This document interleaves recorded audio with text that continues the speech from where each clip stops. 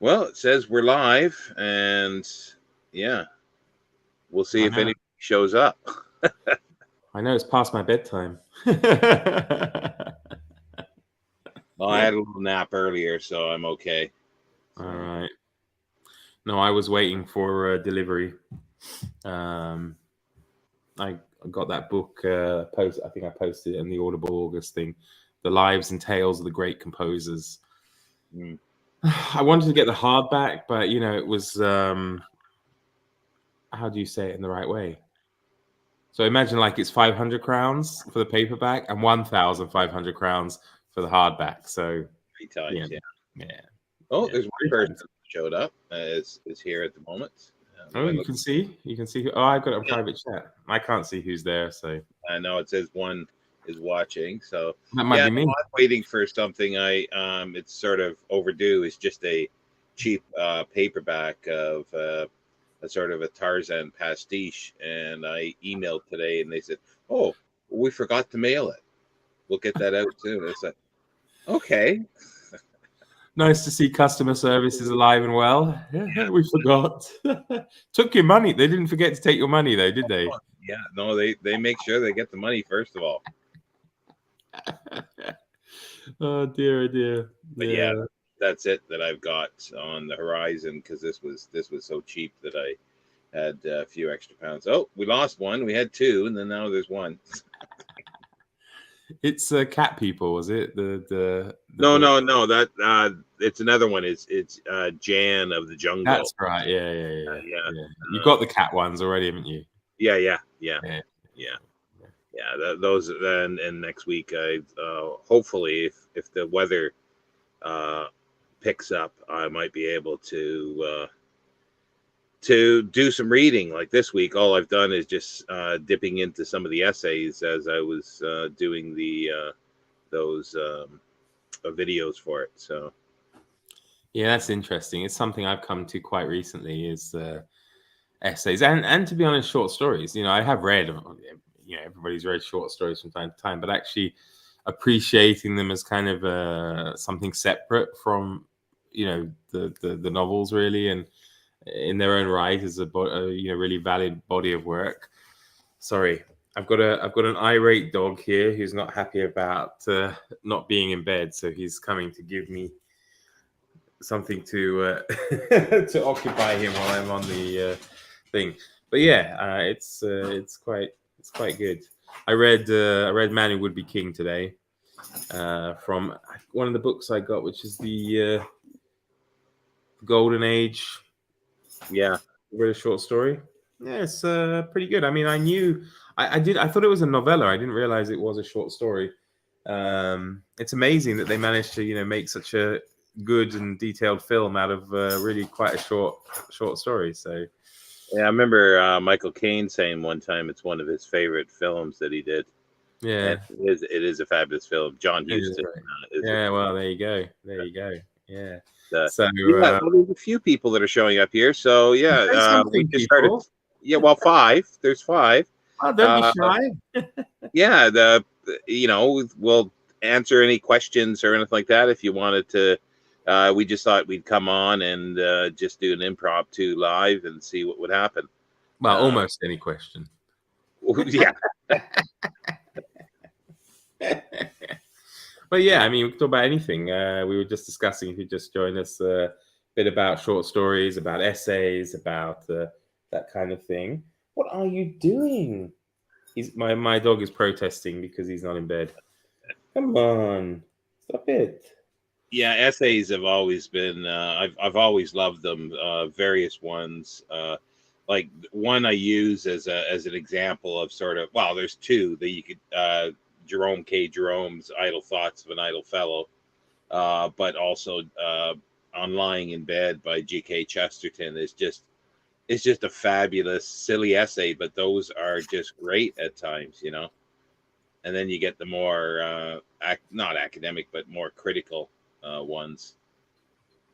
We have Jerome's follow-up, don't you? The imaginatively named "More Idle Thoughts from an Idle Fellow," I think. So Yeah, yeah, no, he's great and very underappreciated, I think.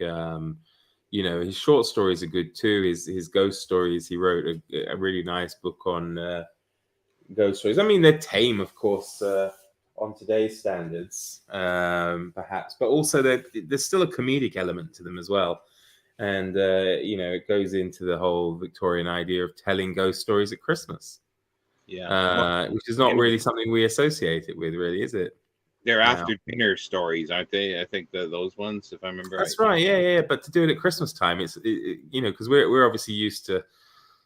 I guess things like Halloween, of course, it was never celebrated in a big way in England. So we, you know, I guess now it is, but in Victorian times, not. And it just seems interesting that they, you know, would sit around at Christmas time telling ghost stories. I mean, well, look at the Christmas Carol. I mean, it is a ghost story, isn't it? You know, it's a Christmas story, but it's a ghost story. So, yeah. Well, they did all the M.R. James, you know, Christmas ghost stories at Christmas or whatever, you know, and it was a tradition for so long. Yeah.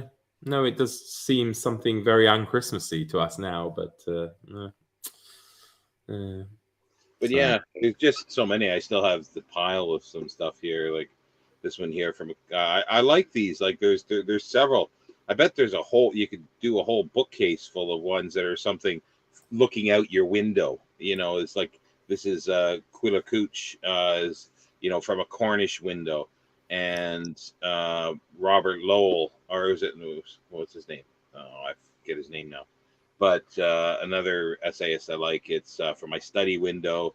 And then you got A.C. Benson talking about ghost stories. He wrote ghost stories from a college window, you know. What would be, hey, Sonia, nice to see you. What would be the title of the essay from your window? If you can get to it. Yeah. Well, it would be it would be one of two things. At like about 3 a.m. or so, there's usually a fox that runs down the street. But and that's on a quiet night. The other which is drunks and arguments. Drunks and arguments. That's what it would be. And sirens. Mm. Yeah, for me, it's I'm on.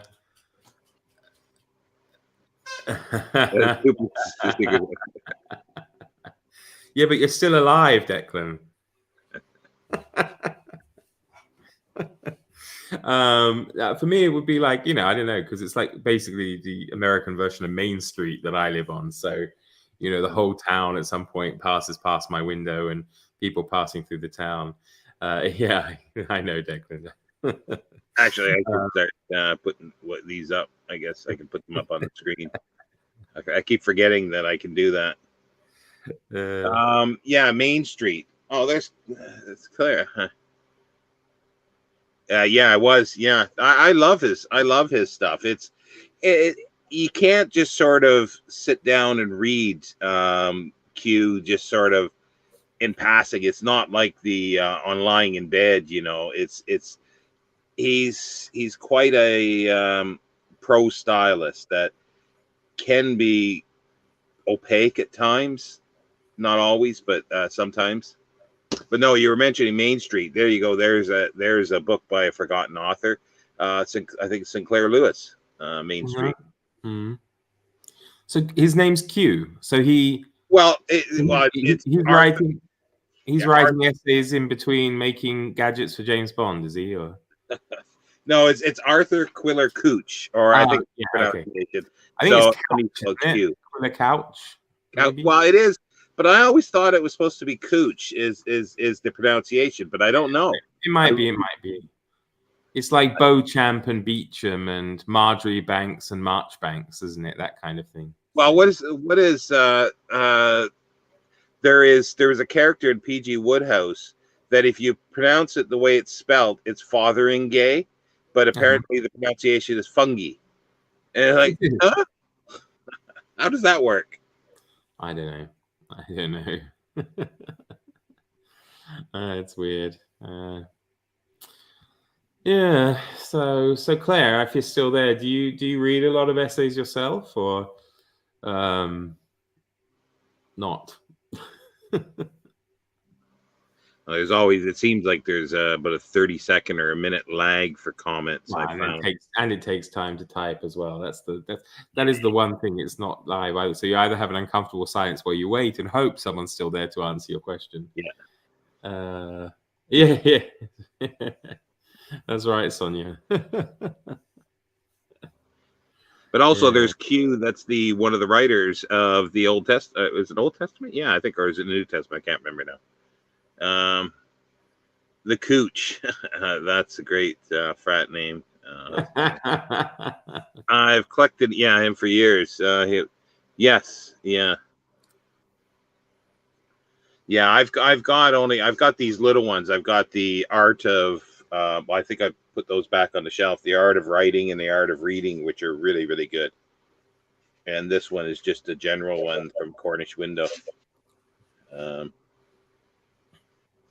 But you're not tempted to write your own essay on the art of booktubing, Sean? Or? I'd have to be published in somewhere where you can put a lot of expletives, I suppose. But I was thinking of writing an essay about essays. It could be interesting.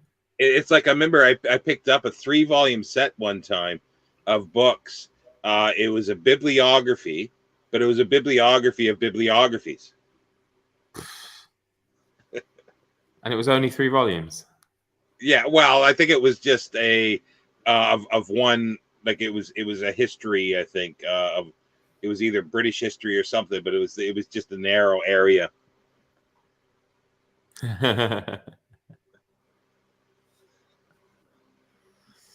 And that reminds me, I wanted to ask again, what are the books behind you again? You've told me before. Oh, these ones here? Yeah. That's the National Biography, the Oxford. That's right. Because I was thinking it was the Britannica Great Works of. Is it Great Works of English Literature? No, World. Yeah, I can't remember what it's called. I know which ones you mean. Yeah, I wouldn't mind those, because it's like 54 volumes or something, isn't it? Yeah. Yeah, this is the later edition. It's really funny because I can't remember what it was. It was a newer Sherlock Holmes film, but a pastiche one where Sherlock Holmes has been he's retired, doing beekeeping. Maybe somebody watching. Yeah, I saw that. He's living on the south coast, isn't he? Yeah. It's the Second World War, maybe, is just starting or something, if I remember. I'm not sure, but he's in a bookshop, and as he's walking out, this set is on the thing, there's no way. It's like, it's in the the first 20 years or so. So it can't be Second World War, but it's they've got the wrong set of books. There was a first edition that Leslie Stevens started editing this, and that he's the father of Virginia Woolf. So, and that's why, like, he's on there and she's on my second list of 30 ones. And I didn't think I could get 30, but then I just realized that I could do 100 probably. Mr. Holmes is the name of the film. Oh, is it? Okay. Yeah. Gentlemen, this summer heat is quite oppressive on UK folks without AC. Yeah. Whatever it is outside, in my space here, it's probably 10 to 15 degrees Celsius hotter. And I feel like I'm getting windburn from the air that's coming from the fan.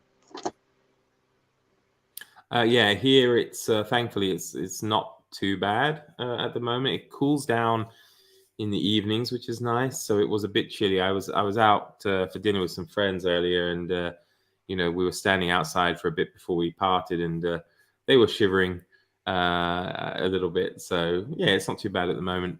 I'm also quite lucky. I live in an old building that's got very thick walls, so it can stay cool. But I find I have to do the whole window jiggling dance. So like in the mornings, I have to have this window open and that window closed, and to keep it to keep it thing. But yeah, the lack of air conditioning is a harsh thing in England, isn't it? But I suppose we don't need more people having air conditioning these days. But Yeah, if you got windows on two different walls, that helps. Yeah.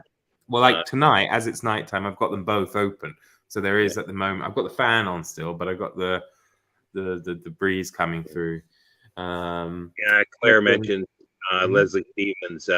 I think is it hours? Hours. But I'm calling my thing hours in my library. I think his is hours in a library. I think, and that's why I switched it a bit and stole it. But those are fabulous literary essays. You didn't steal it.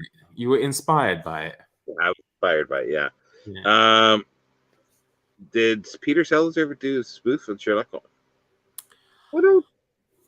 I think he was in that film Without a Clue or something, wasn't he? But I think that was a Poirot spoof more than wasn't it? I don't know. Yeah, I can't remember. I know Michael Caine did a kind of spoof Sherlock Holmes, and it was good fun. I don't know if you ever saw it. It was in the 80s. It was Ben Kingsley and Michael Caine, and basically Ben Kingsley was Dr. Watson, and he needed somebody to be, because he'd been writing these stories, and he needed somebody to be Mr. Holmes because he didn't exist. Watson had been doing it all himself, and I think he hires an actor in order to deal with stuff. And it was a good film. It was good fun. There's been so many of those, like Larry Hagman from yeah, well, and I Dream Genie. Of course, you have to go for the 60s one before the 70s one, right? Yeah, but he was a mental patient. They go from a mental institution, thinking that he was Holmes, I think. But yeah, that's If you got walls that are underground, that'd be cool. Unless Declan means the Clouseau films, of course. But I don't know if we would. But I think Peter Sellers didn't he do a did Fu Manchu, didn't he? Yeah, but well, that was horrible. But he also did True Claire. 007, didn't he? Didn't he do something about 007? Casino Royale, was that yeah, it was the first Casino Royale, but was that Sellers? Well, I think he did something, but yeah, I can't remember. I don't know his stuff that much. Hi, Amy. Hey, Amy. Actually, Declan, it's on YouTube unless somebody's deleted it. Without a Clue, I think is the name. Yeah. So you can probably watch it there, and it was good fun. I mean, it's not the greatest thing, but yeah.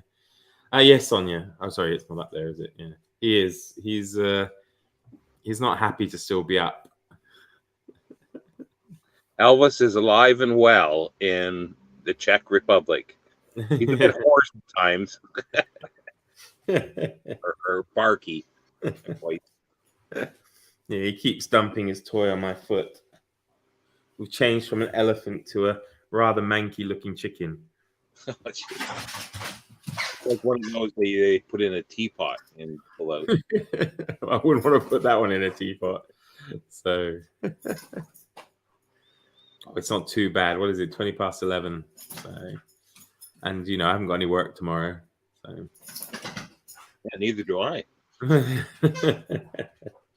Yeah, I was surprised. Getting back to the essays, because I put two collections of our people that wrote letters in there, and I thought for sure there'd be people that would immediately put, well, those aren't essays.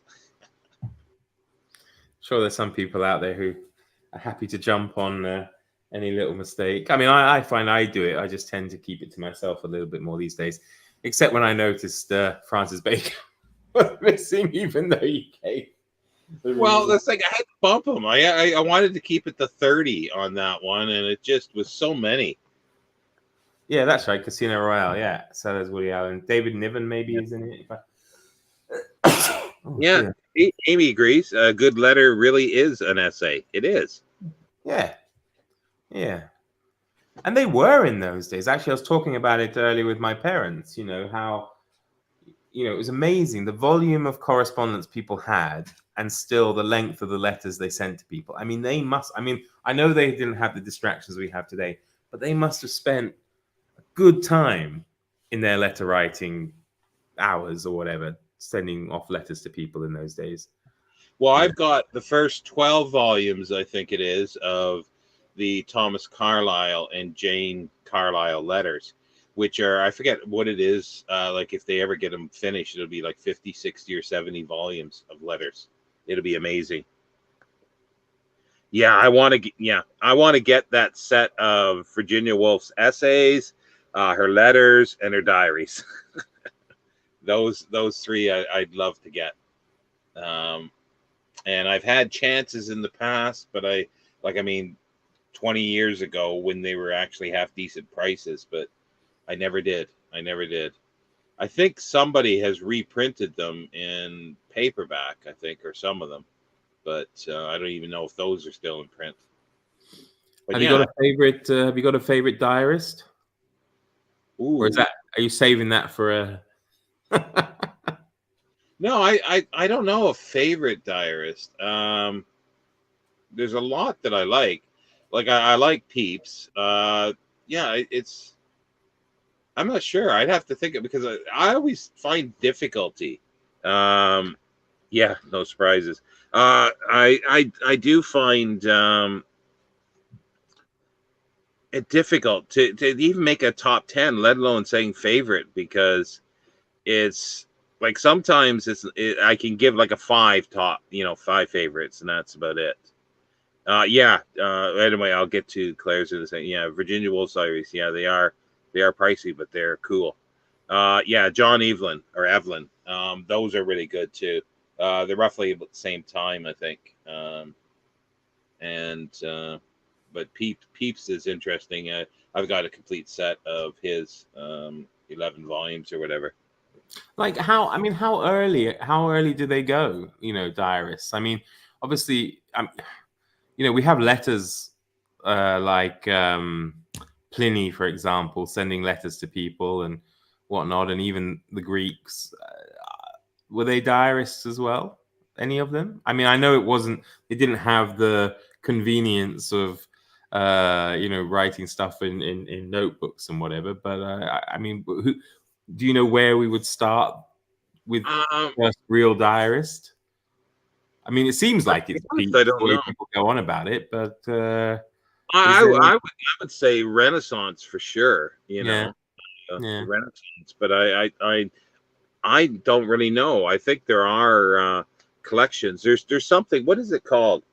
It sounds really neat. What is it called? Assassin's Creed or something like that. It's a collection of diaries. Like every day, it goes through a bunch of excerpts from diaries for that day. Yes, it was on who's what Scott Danielson's choice, wasn't it? On how did I remember that? Desert Island Books. It's not the Assassin's Cloak, I think. Oh, that's it. Yeah. Well, that looks really good.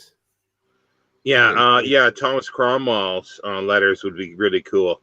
What's the other one there? And it's never been done. It's a medieval family. Well, it's over hundreds of years, and I forget their name now. But there's like volumes and volumes of this stuff. Oh, I can't think of their name. They were farmers, but well-to-do farmers. And those are really good, and I can't think of their name.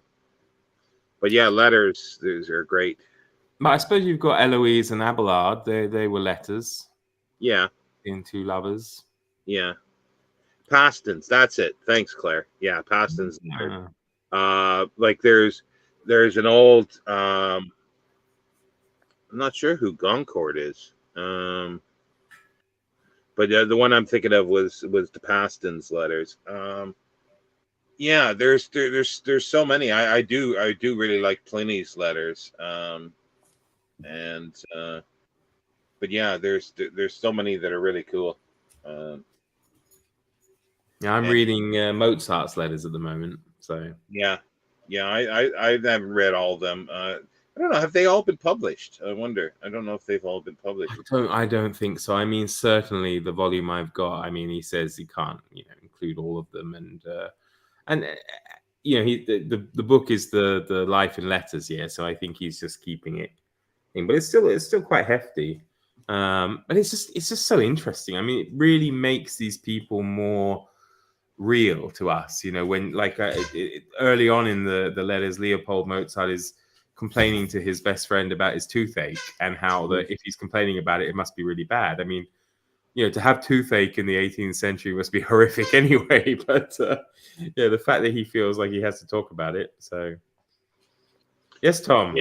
Yeah, it was just a last minute thing we decided, so I think there was like 5 minutes notice.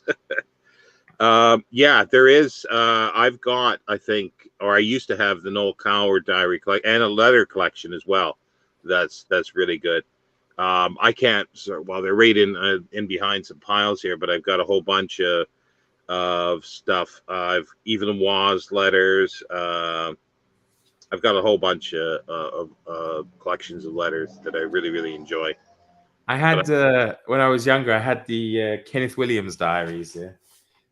Oh yeah, I remember seeing those. Yeah, I used to love those Carry On films when I was a kid. But actually, I mean, the diaries were quite interesting. He was an interesting man. I mean, despite being obviously rather ridiculous comedy, but it was tragic, of course, because he did kill himself. So I've got a mismatched set of the three Michael Palin.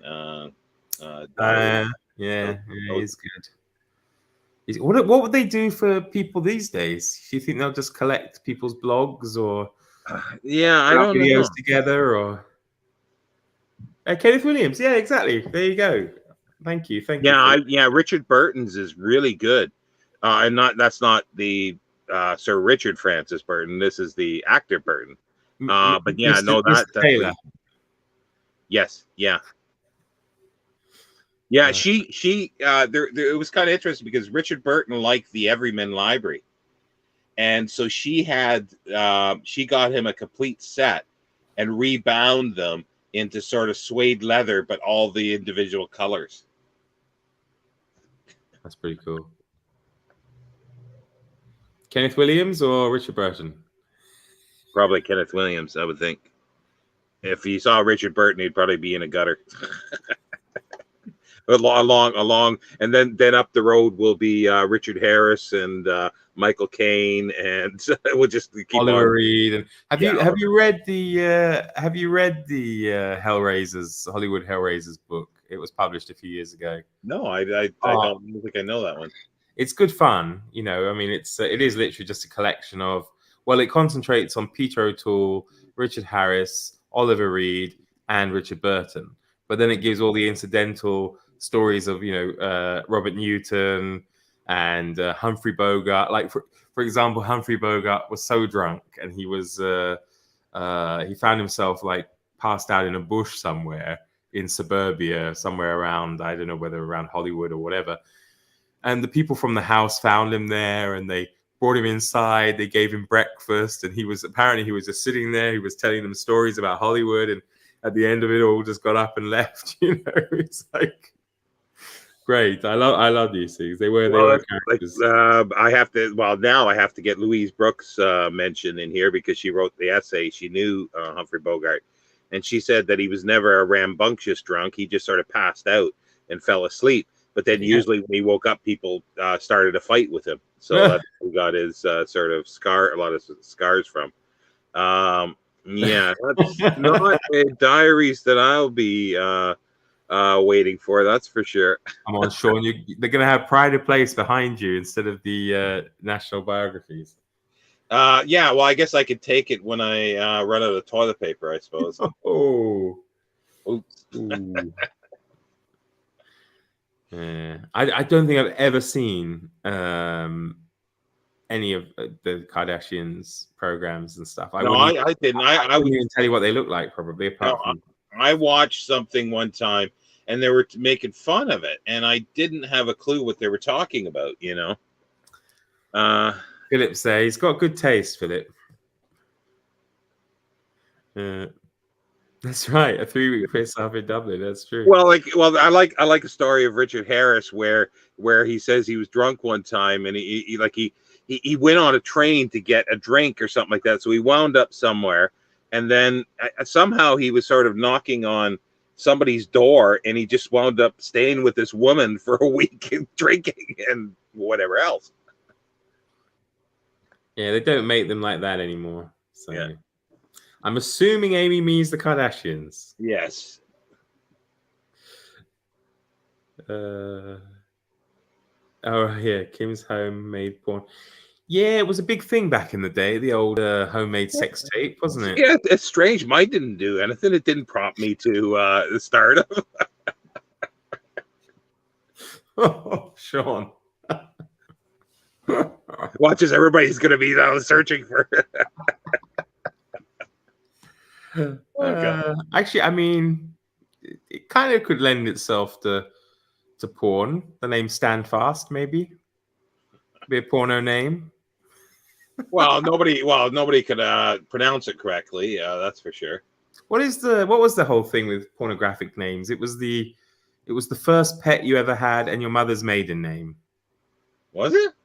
Yeah. If you took the name of your first pet and put it with your mother's maiden name, it gives you your porn name. Oh, okay. I didn't know that. Mine would be Whiskey Goddard.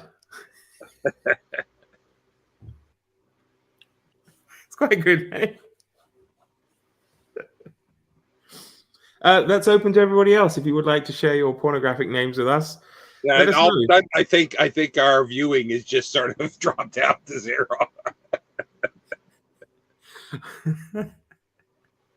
You can see I'm on a self-destructive course at the moment with videos, so I'm going to drag you down with me, Sean. Zebedee Wood, perfect. Rolly, see, people like it. Rolly Sawyer, that's a good one. And Zebedee Wood, that's great. Oh, first pet is Street. You grew up. You see, it's probably a generation thing. When I was a lad, it was definitely mother's maiden name. I think there was your Jedi name as well.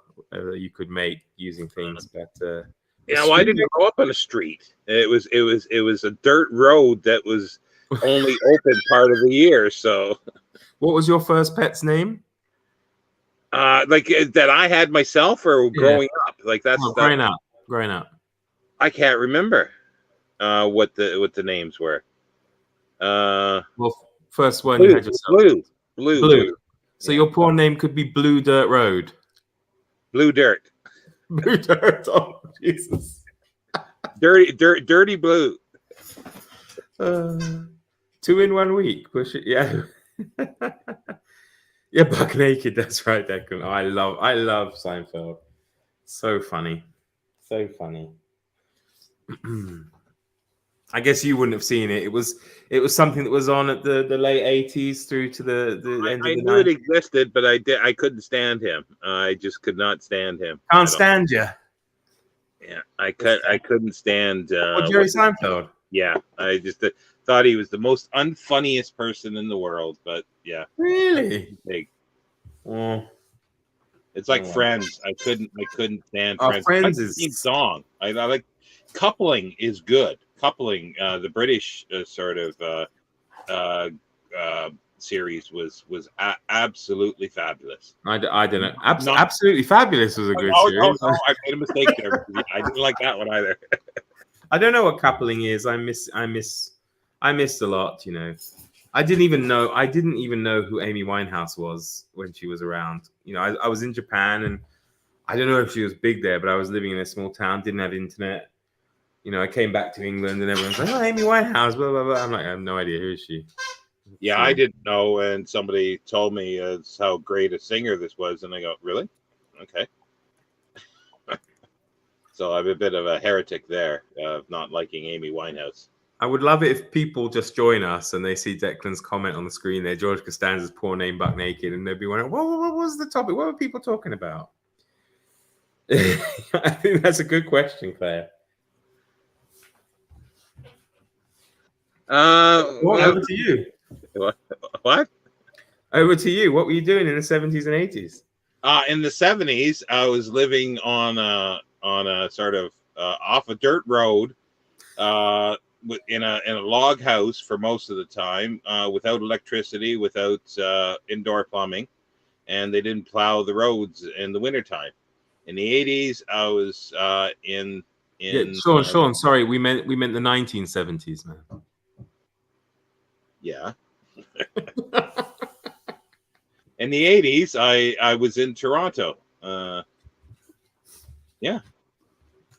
And then in the 90s, I spent time in jail. In Cairo, that is.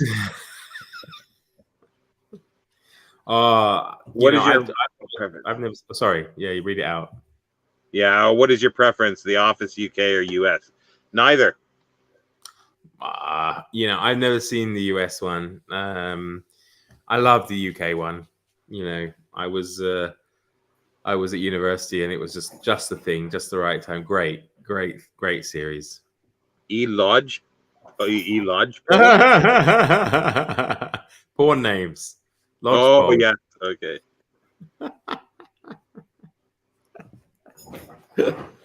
Oh dear. Yeah. That was on a dirt road, was it, Claire? Right. Potholes. How many miles did you walk in the snow to school? Well, it didn't go to school at that point, because they plowed the roads. I think a mile from our house up to that point. But when I did later go to school, it was by bus, and it took like an hour and a half sometimes bus ride each way. I used to take a boat to school. Well, that's the Bermudas for you. It is, yeah, because I lived on. I don't know if anyone knows the shape of Bermuda. It's kind of like that kind of shape. I don't know. That probably doesn't mean anything to you, but it kind of loops around. And where I lived, the quickest way, instead of driving around the island to get to school, was to nip on the ferry and just go across. So it was kind of cool to go to school by boat every day. Well, not every day, not when there were storms and stuff. But what are those ones that you see somewhere in China and stuff like that? These kids walk along this sort of mountain pass thing with a walkway that's 3 inches wide and a 10,000 foot drop. And then they have like the little basket on the zip wire as well to go across the rivers and stuff. I think they do that in South America too. These days of kids today, they just wouldn't believe you. Yeah. In Canada. Yeah. In Canada, eh? Yeah, well, that's well, we were talking about that before. I've never actually. Well, I know people do it, and I say it for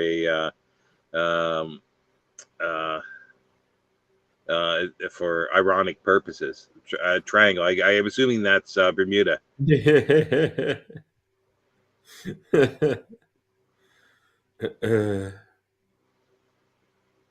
Oh dear, yeah, Bermuda Triangle. Though my street when I was a kid though was in Bermuda, St. Mary's, so I wouldn't really fancy popping that into a porn name, perhaps. Yeah, well, the place where I lived was called Green Bush, so there you go. Oh dear. Is Amy still here? Is she gone? I'm wondering her take on the whole Canadian situation. Whether she's somebody who can say, "Hey, it's much more widespread than Sean lets us believe." And I don't hear people saying about either. It's about. Forget the. We had an old advert in the UK. I think it was for wine gums, maybe. I can't remember, but the guy used to do there's a moose loose about this hoose, because he was Scottish. Memorial going out, so it sounds a bit too much. I suppose it does. It all depends, Amy, what your pet name was, though. See, Amy says A. B. Maybe it is. I mean, you were in Ontario, or yeah. Okay. Well, so Exactly. Yeah, that's what I was thinking. Whether it was more an eastern thing than a. But I think partially for me is because I grew up in northern Ontario, where we watched all we could get was like one or two channels from the U.S. For TV, and that was on a small black and white TV that was run by a 12-volt battery. This could be nice semi-regular weekly chat with a slight bit of advance warning. Well, possibly, yeah. Like I say, it was just the last minute thing. I was in bed. I had to get dressed again to join in. So, it's Gareth. Hey, man. Oh, it's a rule thing. Okay. Well, that came from rule, but as I say, it must be. But A is a rural thing, isn't it? It's what horses eat. Yeah, well, that's in the UK here. They can't say H. It's a H. H. A. Horses eat A. Yeah. Hey, Felicity's here too. Wow, look at this. Yeah. See, it's nice to just.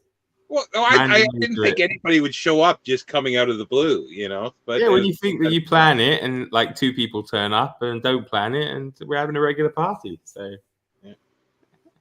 So what are you reading now, Felicity? Are you still well, you're still, I guess, reading the Adventures in August, or August of Adventure. Sorry, it got as bad as. I wanted to know what Felicity's got for her lunch, though.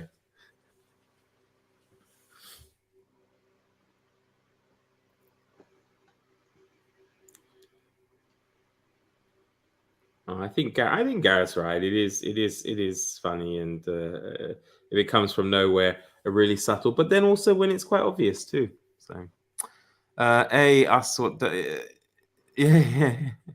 Well, what is? I was just. So Claire's from Devon. Oh, that's cool. I didn't know that, Claire. My parents moved next door. They live in Somerset now. Next door. Is next door, isn't it? Or is Dorset in the way? You see, my geography of the UK is terrible. I sort of said to someone that because somebody else that was living in California, I said, "Oh, you're sort of relatively close to so and so," and they're going, "Oh, you must not know California. California is a big place," and I'm going, "Yeah, but from England to California within the same state, that's relatively close." Yeah, I'm trying to figure out another. I'm trying to remember another saying here from. It's apparently a Geordie saying, the Biderbeck trilogy. Why bugger me, man? Well, actually, it's funny you say bugger. Excuse my language, everybody. But somebody who will remain nameless.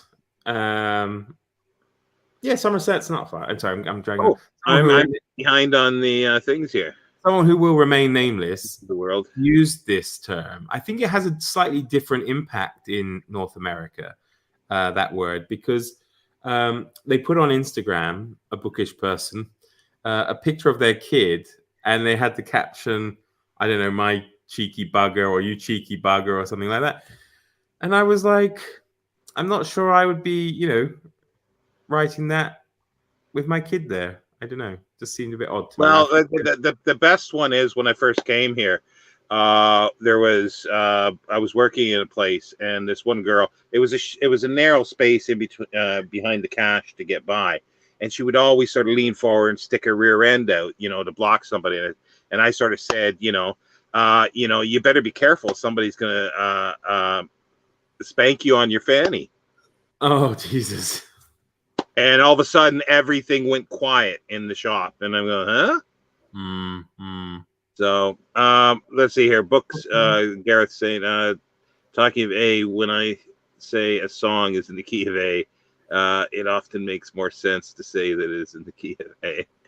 Hey? Hello, another, yeah. That was good. One trick pony, but yeah, it was good at times. But I used to live for the whole moment when he'd be like, "You stupid woman, can you not see that I?" I used to love Dad's Army. That was one I used to really. The Madonna with the big boobies. Devon's the coolest county. Somerset is not far. Yeah, I really like the West Country. Oh, is it Dorset or Devon? I've got about 100 postcards from. It always I figure it sounds like a Welsh name, Coveli, but it's not pronounced that way. But Coveli, little coastal town or village. Is a Cumbrian thing too, in regards to. Oh, okay. Didn't know that. Cool. Mm-hmm. It is a very mild word in North America. I think Fanny was the one. No, I think she's talking about bugger. Oh, bugger. Okay. After the paperback junkie. Okay. Just as an aside, if people are interested, bugger in Czech means digger. You know, the mechanized diggers in Czech, it's called bugger, and I don't know, it just cracks me up, and I can't actually explain to anybody why. Especially Navy Lark. I like the Navy Lark. Navy Lark. Lovable Leslie. I'm not old enough to remember it the first time round.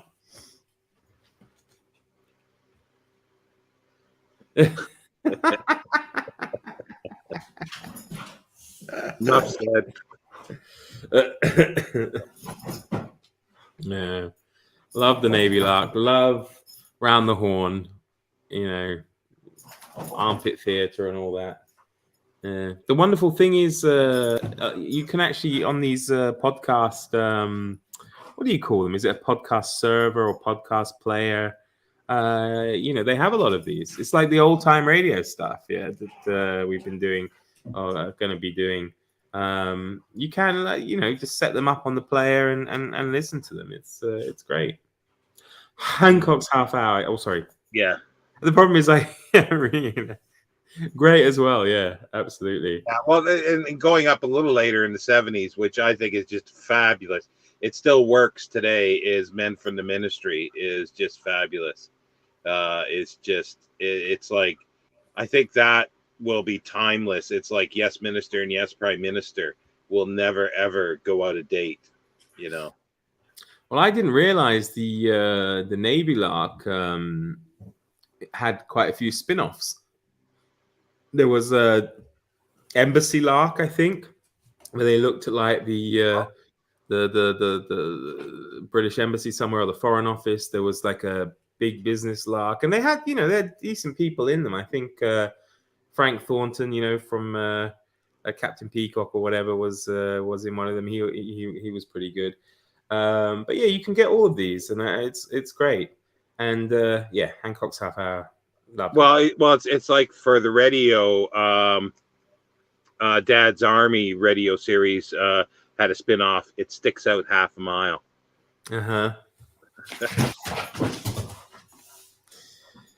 In Canada, usually means something along the lines of correct, right, or you agree. Yeah, we've got to get doing some of those the old time radio ones. We haven't. We're still sort of trying to organize a few things. So, and it's mostly my fault because of the heat. My brain. I can do this, but I can't think very well. Well, it's not. I mean, it's not really. I mean, we're supposed to do one soon, and we're not sure yet, are we? Because the person who's joining us isn't around at the moment. Yeah, and they're okay. They're just on holiday. And we're going to have some special guests as well for some things. At least one coming up in. Fingers crossed in September. Sadly, not Leslie Phillips or whatever, but he is still alive. So he is. Yeah. He's. I don't know how old he is. He's 90 something, but the Tomorrow People. Yeah, it was an interesting. 98 he is. What? He's 98. Leslie Phillips, 98. Yeah, he's still alive. Yeah. Of course, young people know him as the voice of the Sorting Hat from Harry Potter, don't they? So, well, it was like, was Alec Guinness was, I think, his diaries and memoirs are just hilarious. It's like, positively last time or something like that, because he's going to be croaking soon. But he talks about that, kids think that he was only in Star Wars, and stuff like that. And it's like, yeah, scary. Did you see? Speaking of radio, what's her name? Was it June Spencer, the woman from The Archers? Did you see that article? No. Well, she was on The Archers when it started, and she retired at the end of last month at the age of 103. Jeez. Well, every time. That's Tory Britain for you, isn't it? Keeping people working till they're 103 years old. But the thing is, like, every time I would listen to Radio 4, and as soon as the music comes on for, it's time to turn the radio off. No. And she running the Marx Brothers in. Did you hear the? Yes, that is fabulous. If I talking about those the other day, yeah. Oh, those are hilarious, and they're well done, and they sort of even stop the recording, and they're laughing, and they make jokes about each other as well. I'm hoping to have a special guest regarding that at some point, but it's in the works. So, but yeah, it's because the original they got the original scripts from the 30s, but then they had to buff them up a bit to. And they took out a lot of jokes for this. And it was like one of the great ones was like where he's talking about, I think it's Harpo, not Harpo. Groucho? No, the other one, the Italian one, or the fake Italian one. But anyway, he's talking about, how much it costs to do this and stuff like this. How much does it cost for you not to do anything? Oh, you can't afford that.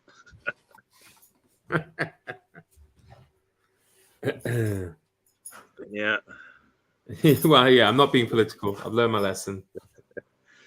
Star Wars from the set, Mr. Financial, but yeah, I'm sure it did. Yeah, because he got didn't he negotiate? Because obviously he was a star at the time, and I think they couldn't afford his normal fee. He negotiated like part of the box office, if you like, or part of the receipts of it. So he did, yeah. So it was a wise move on his or his agent's part, definitely. Yeah, well, they filmed a lot of it just outside here at the Cardington hangars, and they would come in sort of or the little town, or I think Cardington or other places in Bedford here, and go into restaurants dressed up as Han Solo and all this stuff, and people have pictures. They just thought they were weirdos. Well, I remember reading an article by I don't know if you know him. I'm sure some of the English people watching will. Robin Asquith. He was he was kind of like in, I don't know, what do you call it, like 1970s sex comedies. So it wasn't really soft porn. It was what they used to call sex comedies, because they used to have like fairly well-known people in them as well. And I forget where they filmed them. Maybe it was Pinewood. Was Star Wars filmed at Pinewood or? Well, partially, but outside here at the Cardington Studios, it was they did a lot of filming here. Well, they shared wherever it was in that particular time. They shared the location. So you were saying how funny it was that you had this big, Hollywood production going on there. Then you had this, low budget British sex comedy, and he said he was actually doing some kind of simulated sex scene or something. I'm not obsessed with sex, by the way, going back to porn names and things. It just happens to pop up in conversation. And he said he's, getting in the mood and stuff. And two stormtroopers walk in. Yeah, they got the wrong studio. He just said it was just so weird, to be in this situation. Well, that would be a European art film then. Yeah. It just all of a sudden changed. Yeah. Yeah. Yeah. I don't know. I love Alec Guinness, and it was like, it's his old film, so he was just so great. He's great as George Smiley, though.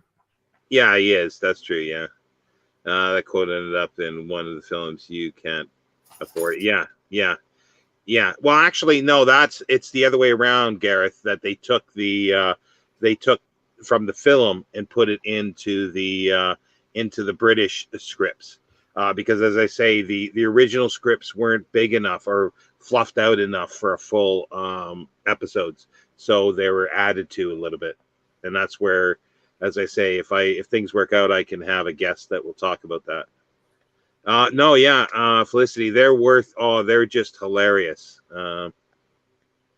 Confessions of Robin Asquith. Yes, Lavender Hill Mob is hilarious. Kind Hearts and Coronets, though. Kind Hearts and Coronets. That's the one.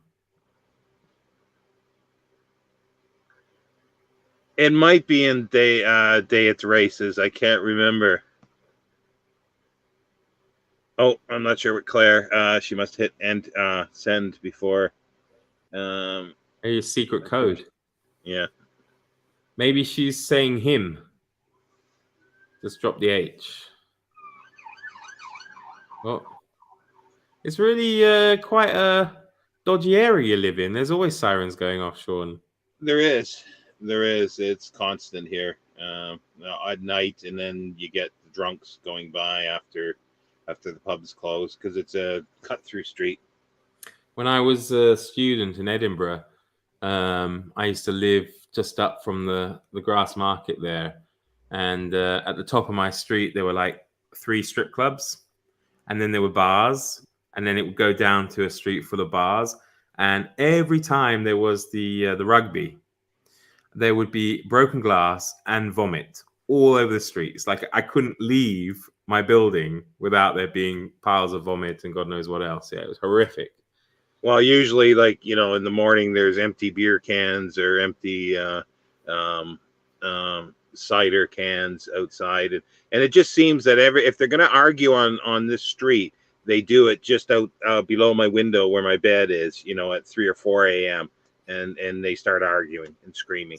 The funny thing is, years ago, you would have poured like water on them or something. Now you could get stabbed for it or whatever. So yeah.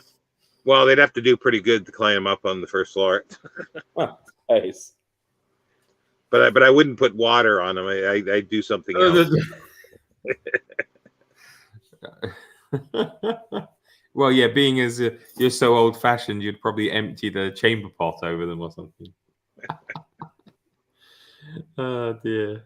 Day at the races has some of the funniest bits and some of the worst cases of padding. Yeah, there's lots to do for the old time radio stuff, and it's sort of well, the one thing is when we did the silent film one, that video got dinged for copyright of us showing some stuff. So Passport to Pimlico. Brilliant. Yeah, well, that's fabulous. Brilliant. I love what's her name in it? Margaret Rutherford. Yeah, she's brilliant. That.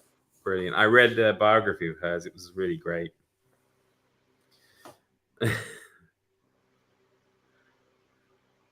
Foxes. They're really loud, the foxes, though. And it's quite, like, eerie as well, the screaming they make. I don't know if it's just the babies, but... Well, along here, like, I get a fox that walks by, and it's the... for that, usually 24 hours is the first intelligent life that goes by on that street. He just walks by. All right, Sean. Yeah. Well, it's not your everyday booktube, is it?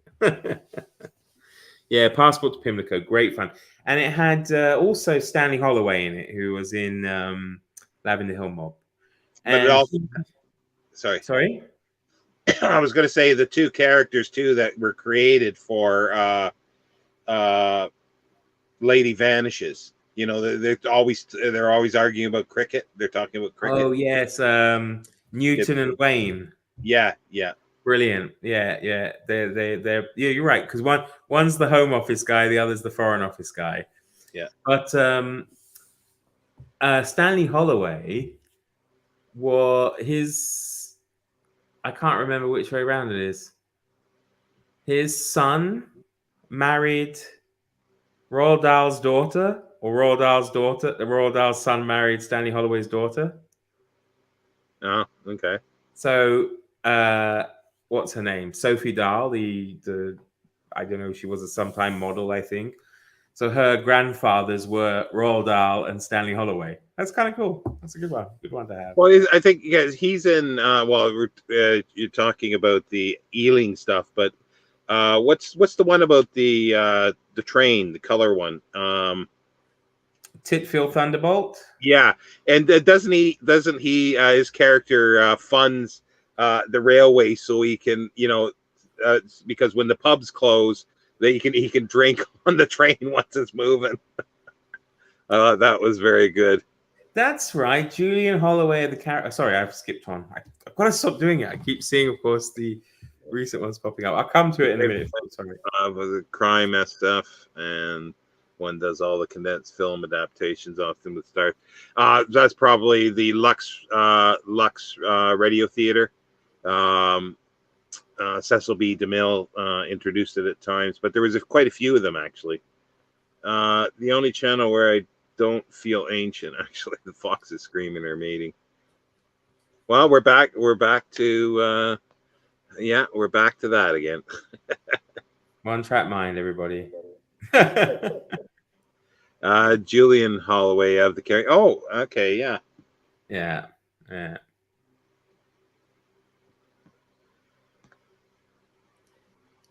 Sexualized city. Well, where do you live, Gareth? It's not Leicester, is it? Oh, he's down south. Oh, is he? Yeah. Would have been apt to kill foxes. Seen Mick Huron's Slow Horses was great. Nope, never heard of it. It's too recent.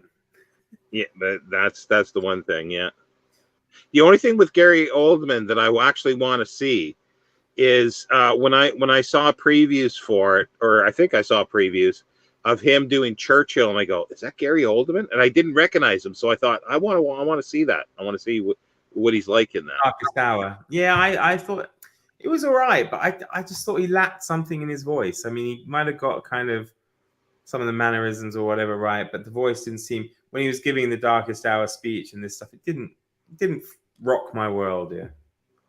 Mm.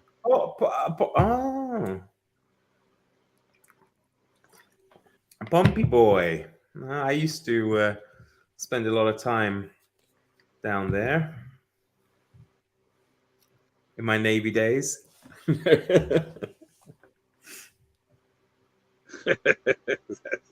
Well, no, I meant it because of the foxes, Gareth. So, but that Portsmouth, yeah. I used to have a lot of fun in Portsmouth.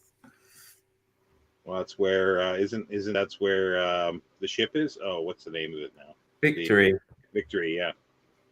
And Mary Rose as well, and yeah. No, not very sad. I remember watching the news when they brought that up. I don't know when that was, but that's a while ago. I thought you were going to say you remember when they launched it.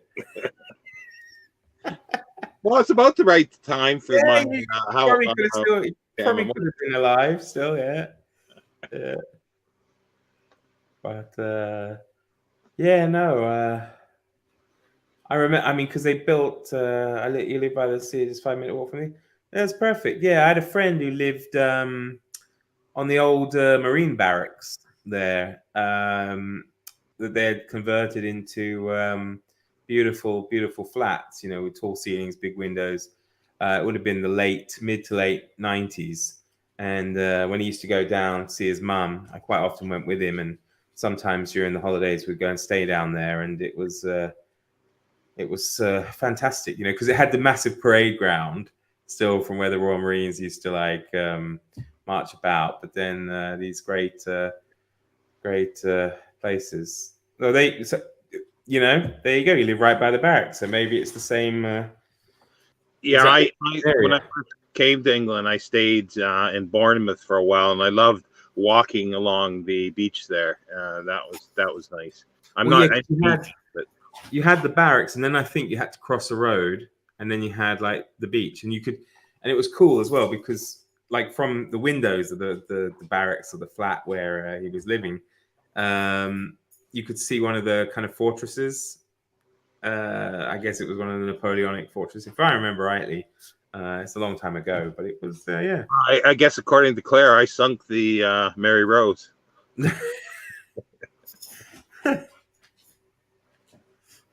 No, that'd be cool to the Mary Rose Museum. That would be. Haven't seen it. I did visit the Gustav Vasa Museum in Stockholm, which is a Swedish version, a giant ship that they launched, which the same thing happened to it, and that was was fascinating. Going to see how massive it was for something built at the So there you go. Who knows? We may have met already, Gareth, back in the day. Oh, is that the big round Napoleon one? Is that that's off Portsmouth. I always thought that'd be cool. I'd want to buy that and fix it up and live there. You could be like the Sealand people and declare your own country. Yeah. Well, you could do that. Like some people actually have done that. Yeah, I think what were the those the World War II.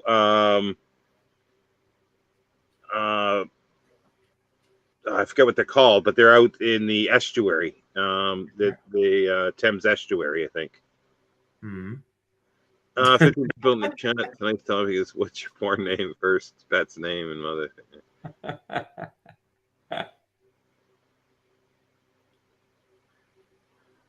Oh yeah, sorry, the Mary Rose. Yeah. Wow, that is cool. Yeah. Gun batteries. Duracell or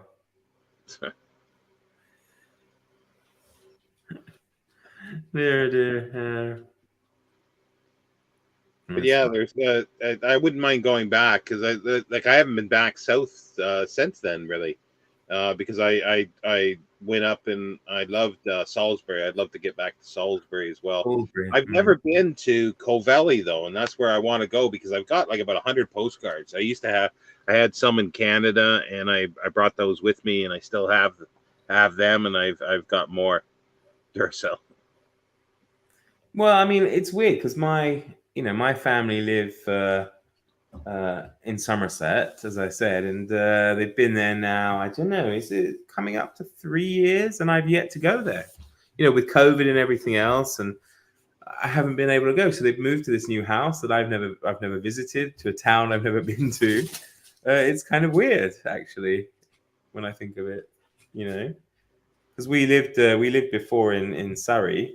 And even then, bizarrely, they had the house for like 25 years. And I think in total, I spent 3 years there. Yeah. Because, heading off to boarding school and then university and all that kind of stuff, I wasn't, I've hardly lived at home, actually. I feel a bit of a nomad. So we've changed to a llama now. We've gone from a elephant to a rooster to a llama, the latest of Elvis's toys. My husband. Next comment. My husband goes to Clovelly for a motorcycle ride occasionally on a Sunday. Oh, Yeah, you don't join him, Claire. You don't sit in the sidecar or jump on behind him or ride your own motorcycle.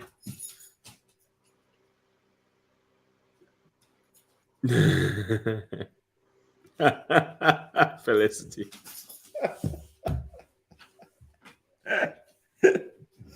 Oh dear. Yeah, because Clovelly is. I think it's still it's a weird place because I don't think you can own any property there. It's still owned by the sort of the people of the manor or whatever. I think it's a fishing village, but it's still owned by them. I just realized we all have to change our banking details tomorrow because we've been shouting out our mother's maiden names.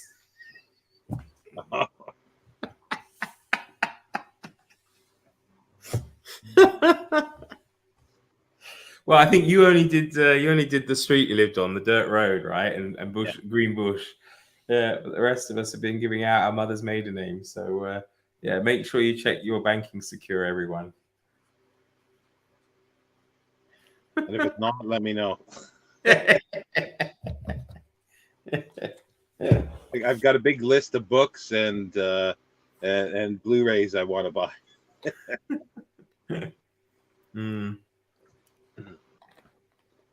Well, that's cool. Huh. What town is it? Where was he born?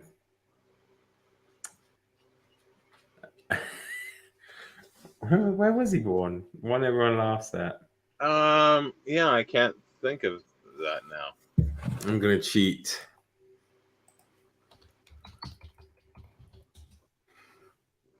Yes, okay, yes, that's right. What is it? Cockermouth. Oh yeah, Yes. Okay. yeah. Oh dear. So you live in Cockermouth? Hmm? It is fascinating, the etymology of all these names that we have in England and stuff. What is it? The Cocker was a river, perhaps, and the mouth of the river, or where do these things come from? I do find it very interesting. There's a series of videos for you, Mark. Well, there you go. This Wordy Wednesday is taken care of and brought out of retirement. I did like, Gareth's mother's main name's galore. You had a cat, did you, growing up? That's me. Sorry.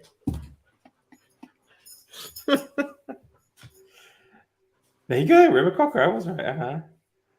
Awesome place name. So many, Well, there what really are. So many. the singer and songwriter of what's the name of the group? A friend of mine really likes them. Jarvis Cocker? Yeah. Pulp, wasn't it?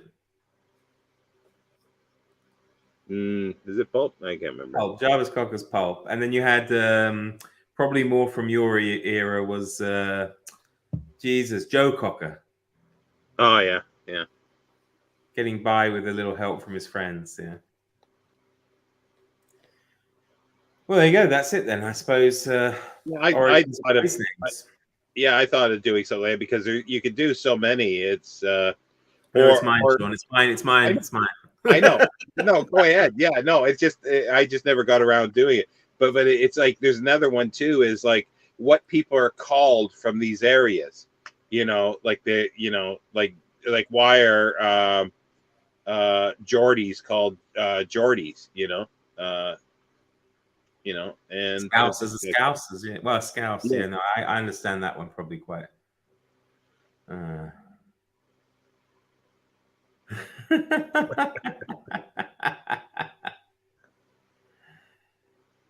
good point. Good point, Winterland. I wonder if it does come from there because they are water dogs. So Cocker Spaniel, why not? Mm-hmm. Oh well, enjoy your work, Felicity. And I know work is a 4-letter word, so we're getting back to that as well. So. Oh, that's not okay. There must be a river. Yeah. Joe Cocker, yeah, he did have a great voice. Yeah, he did. Still, I like Jarvis Cocker too.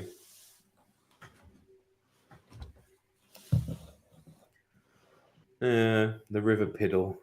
That's funny. I wonder. Get Rabelaisian on things. Is there a flatulent or fart river or something like that? I bet there is somewhere that you probably pronounce it that way. I don't know. I was trying to think of some. I've come across a few in my time. I know I've been. Well, no, I can't say that. So there is a place in Europe that people go and take their picture by the sign, and it's a rude one. Well, I was with. I was in Condom in the south of France, near the Pyrenees, which was funny. Then I drove through a village in France, which was a derogative term for gay people. That was the name of the town.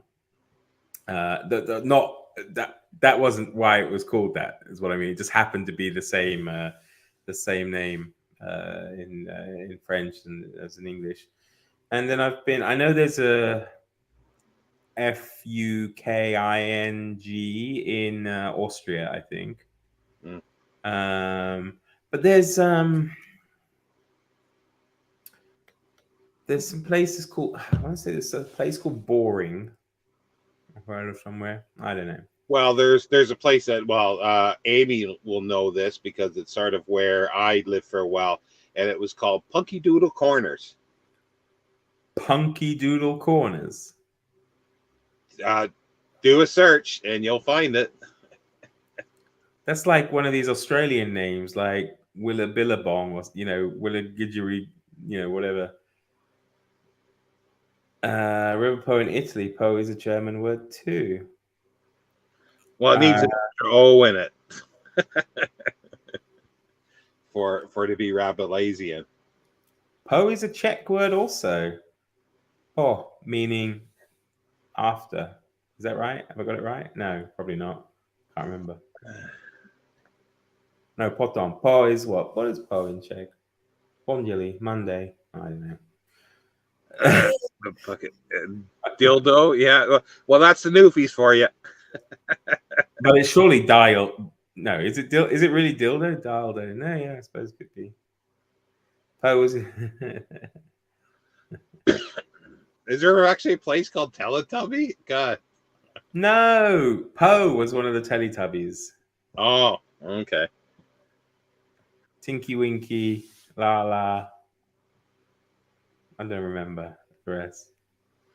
Teletubbies. And the sad thing was, I wasn't even a child when they were on. I was a university student with nothing else to do. Teletubbies was on in the morning, waiting for Bargain Hunt with David Dickinson to come on. Oh, please. What a peacock. That's the only way to describe him, a peacock. Well, I never watched his other stuff, but when he was on Bargain, like when he started out, when it became a sensation, that's all we did was sit there, and then we would wait for the afternoons. You'd get Neighbours, followed by Diagnosis Murder with Dick Van Dyke, who's also still alive. It's crazy. Lost Me. I'm not sure which what that's referring to, but yeah, there's I remember watching there was all that time at the same time. What was there was, because they were starting to come over in Canada, there was Changing Rooms, and what's the one with Charlie Dimmock and what's his name, Ground Force. Ground Force, yeah. Charlie Dimmock, she looks very different now. I haven't seen her since. She's back on a gardening program on the BBC. Oh, is she? She does. Yeah, no, all that stuff came over. Definitely. Never. Still on, but not with Dickinson. Yeah. I think it's the other guy, the Tim Wannicott, was it, with the gat teeth? I liked him as well. I grew to like him. I heard Dickinson did something on ITV instead. But it was funny. It was, it was quite sweet in the end. I remember when he basically thanked, all the students for making him primetime television. So it was good. It was just sort of I guess we call it a poor man's Antiques Roadshow, I guess. I don't know. It was fun. I mean, it was fun. And then there was Cash in the Attic and all those. Like, there's so many. Oh, you lost Sean now? Oh, yeah, because of the Teletubbies. Yeah. Oh, yeah. Yeah, the Fast Show. That was great. Yeah. I used to like, what was he? The very drunk guy. He's like, I was very, very drunk. Kind of like an early Boris Johnson, maybe. Without, I don't want to say he's drunk, but the sound was... me, the 13th Duke of Wimborne, here. Well, bye, Claire. And I guess, we'll stick around for a little while longer, I think, as long as the questions come. Bye, Claire. Night-night. It's funny. Raleigh Burke. That's it, right? Rob's view of QC is queer customer, so. Really? Queen's Counselor, isn't it? Yeah. Queen's Counselor. Oh, Rumpel is fabulous. Bye, Claire. Ciao. Thanks for joining.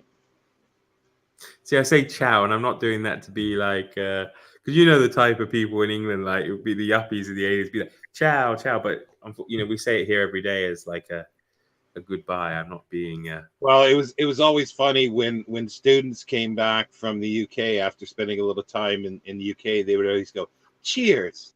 And they would always use these Britishisms or try to. And it's like... in Canada? Bother. Yeah, don't bother. Like, cheers, eh?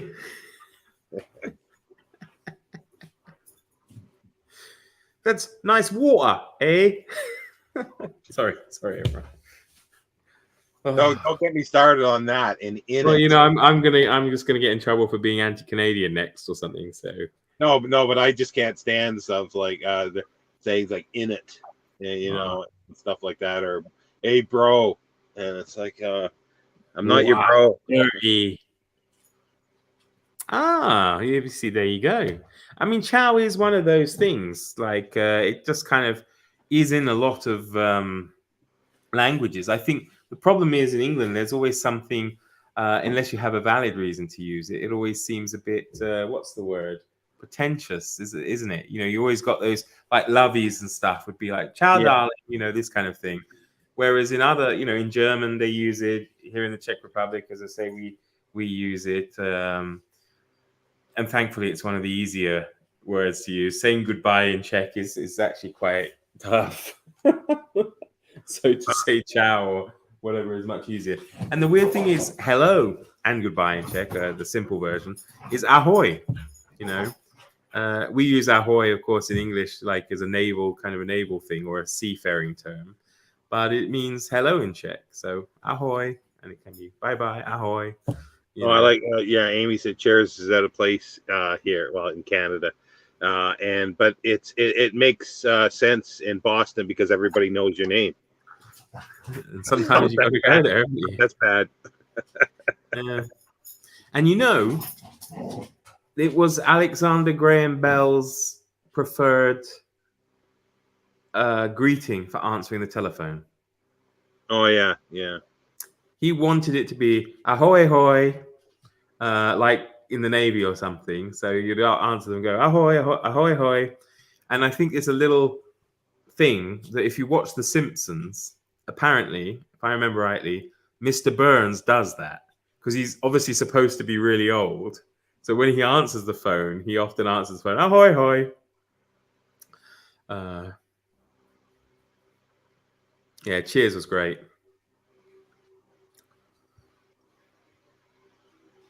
In German, ciao. I know that I always like the German tschüss, which we use also in the Czech Republic. Tschüss, ciao. Well, I like the German, like Stephen Fry did it the best because, like, you know, cell phone in the U.S. and mobile here, and the Germans is handy. Where's me handy? You know, he did that really well. There is a nice video, quite funny video on YouTube, where it's called German is a Beautiful Language. And, you know, I love German. I studied German for years. I have my bachelor's degree partly in German. But it's just funny. They have it's the same guy playing all the different characters. And he takes a word like science. Yeah. So it's like in English, science, in French, science, and whatever. And then it's like in German, Naturwissenschaft, you know, like this kind of thing. Oh, yeah. Well, they're doing it like ambulance or something like that. There's somebody does a Krankenwagen. It's like, I don't think I want to go there. It's a shame. I you know, because I love, as I say, I do love German, and I you know, spent some time living there as well, and had a great time. But it can sometimes, when said in the wrong way, sound quite aggressive. Yeah. So I remember asking my German friends at the time if they had any like slang for English people, and I don't know how much it's used now, but Inselarpfen was the expression they used. Island apes. So I love in a lot of languages, European languages, like the insults for people have to do with like horses and cows and stuff like that, but hamsters. in a very rude way. Yeah, it's really weird. Mark, have you issues with the language barrier since? Oh, yes, for sure. It's not like a language I've ever studied or had any experience with. It's quite difficult. I get by with the basics. I should after 10 years. But I have no problems going into a shop, ordering stuff and doing certain things. I understand a lot. The problem is the grammar is tricky. Yeah, they've got 7. In German, you've got what, 4 or 5 cases. In Czech, you've got 7, and they change the endings of proper nouns. People's names, place names, and it has to fit the case. And it's quite tough. One thing that is easier is that what you call it. To be able to write and learn the alphabet and stuff is easy because it's a phonetic system. So if you can say the word, you can write the word. Yeah, it's you don't have to worry too much about spelling. Sometimes there are problems with the difference between I and Y, but that's another thing. But yeah, I do need help for some things. It's like I'm building a house at the moment. Well, it's not started, but it should at some point. All the paperwork, everything like that, I need to ask my friends for help with that. So Winterlinde Feli from Germany is me. Well, I need to see it. I think that would be funny. And I didn't look at it as a negative thing. I thought it was just a bit of amusement. Has it given you extra insight into what English is like? I realized I've been an English teacher. I've been an English teacher now almost 20 years. Which kind of shocked me. We were talking about it earlier at dinner. So I think I've known for a while how it is to learn English, and then being a student, of course, of languages myself has given me that insight. Yeah, 4 cases. Yeah, I thought so. So 4 cases. So Czech's got 7, so 3 extra. I think Finnish has 11 cases, something like that. Maybe more, 13 cases. It's that's a tough language. Yeah, when I was learning and took biblical Hebrew, I think I learned more about English grammar than I ever did in any other way by learning or trying to learn biblical Hebrew. Well, I think this is the problem, right? Because I remember when I was doing German at university, one of the books they suggested for the students was a book called English Grammar for Students of German. Not German grammar for students of German, but English grammar for students of German. Because the grammar teaching in England is quite poor. Yeah, I don't know if it's got better. Because quite often, when you studied English, you just kind of did literature, and they would give you extra marks on your essays and things according to your spelling, punctuation, and grammar, rather than testing that kind of stuff separately after middle school. Yeah. I don't know, as I say, how much of that has changed, but when I was a kid, I was in the Bermudian school system, and it was still like in 1930. Yeah, the 3 R's or whatever, and we learned. We all knew what subjects, verbs, predicates, all this stuff was. So it made it a bit easier. Yeah, because people don't believe me when I say we still had corporal punishment when I was at school. Yeah, Bermuda didn't abolish it, so it was would have been quite right. Not right, but I mean, it was quite normal if a teacher slapped you in class or the headmaster called you up for a thrashing. Yeah, when I went to school, I had that as well. Well, but Sean, it's the 1830s, man. Of course it did. Tom Brown and your friend Flashman, yeah? Yeah, the Flashmans is. I love what George MacDonald Fraser did. I have to reread those at some point. Ask away, Gareth. Ask away. Yeah, I need to read the whole series. I really do need to read. I think just to read Tom Brown's School Days. Yeah. and then go into it. But there's also Tom Brown's University or something, isn't there? Yeah, at Oxford. Yeah, yeah. I've got. But is Flashman in it? No, I don't think so. I don't think Flashman's in that one. I don't remember, but exactly. But I don't think he is. And going back to Hancock's Half Hour, actually, one of the episodes I listened to literally the other day was his school reunion, and it is just Hancock's kind of retelling of Tom Brown's school days or Hancock's school days. Yeah, and it was funny. It was funny. Yeah, no, those are fabulous books. I've actually got a collection of poetry of John Clare that was owned by George MacDonald Fraser. When people say the translation is brilliant, but they don't speak the language, how do they know? It seems like a weird comment to me on the translation. Am I missing something? Well, I think they mean that it's easy to read. Perhaps that's when they found it easy to read, so they're saying the translation is brilliant. That's how I take it from these people, unless they are scholars of the language. But yeah, and I suppose too, if the translator does something that are sort of not maybe always turn a phrase for English, I think sometimes can be good as well. Yeah, I think that's it. They're saying how readable they find it when they say it without any other knowledge. Is what I would think. I don't know. But yeah, it is funny. People do band it about. I think I've been guilty of banding it about myself. Like, this is an excellent translation. But when I've said it, I meant, people argue all the time about things like, what's his name?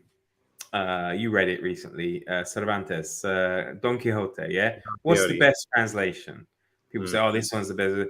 But I think that's what you find, the most readable, isn't it? So you say, this is a great translation because you enjoyed reading this, or you found it readable, whereas somebody finds another one readable and says, no, that's a great one. Sorry. For Rabelais' Gargantuan Pantagruel, I read the M.A. Screech translation, and I think it's the best one that I've read so far. And the reason for that is because he goes into a lot more detail. He puts in, he lets you know the changes in the various editions. They're sort of annotated as well, so it's all that together, and it's just, I think, brilliantly the way he words Rabelais is just fabulous, and I could only imagine what it would be like in French. Yeah, I still got to finish my Don Quixote. Donald Fraser's war memoir. Yeah, Quartered Safe Out Here, I think, is the name of the war memoir he did. I don't know that. That sounds like it could be interesting. Yeah. Yeah, I think he was in the Far East. No, I don't think it's a silly question. It's a valid question, because if you don't speak the language or read the language, it's hard to know, and you just sort of like the way it's written. It's like Les Miserables. I try to read the first American translation, and I find it. I have read it, but I find it stilted. But then when I read the Penguin, it was actually done, I think, for the Folio Society. I can't remember his name off the top of my head. But then there's a newer one that's been done that Penguin put out, and I'm curious at that. But it's like 100 and some pages longer, so there's obviously some difference there. But it is like, and it depends when it's translated too, because sometimes I had a professor that I'm not sure if I fully agree with this, because we were talking about this before, Mark, where when he was translating biblical Hebrew, he says, why translate it into another archaic language, translate it into modern English? However, that can make sense. But then when I read Berlin Alexanderplatz, I can't remember the author's name, German book, and it's set in the late 20s in Germany. And then they had sort of, because he was a British translator, he was having like London, East End London slang from the 90s or 2000s. And that just did not work for me at all. I have to say I've encountered it a little bit with the Figaro trilogy I'm reading at the moment. It's very readable, but it is in quite modern language. So, oh, but yeah, my granddad was in Burma as well. Fancy that, but in the artillery. When I get to the Three Musketeers, I'll look up. Well, there's the new one by Lawrence Ellsworth. Is it Ellsworth or Elmsworth? I always get that screwed up. Ellsworth. Ellsworth, yeah. And it looks really, really good. I've read sections of it, and I do want to reread that with his, because he's going through the whole Three Musketeers cycle, and hopefully he'll get to Count of Monte Cristo. I quite like the. Is it Robin Buss? Is that who it is? The current Penguin Monte Cristo translator. Oh yeah, I've got that. Not to hand here. I found it very. I did find it. It was a great translation because obviously I'm fluent in French. No, it was very readable and enjoyable. There was something I was thinking the other day that it's a shame they don't translate. That's it. Yes, that's it.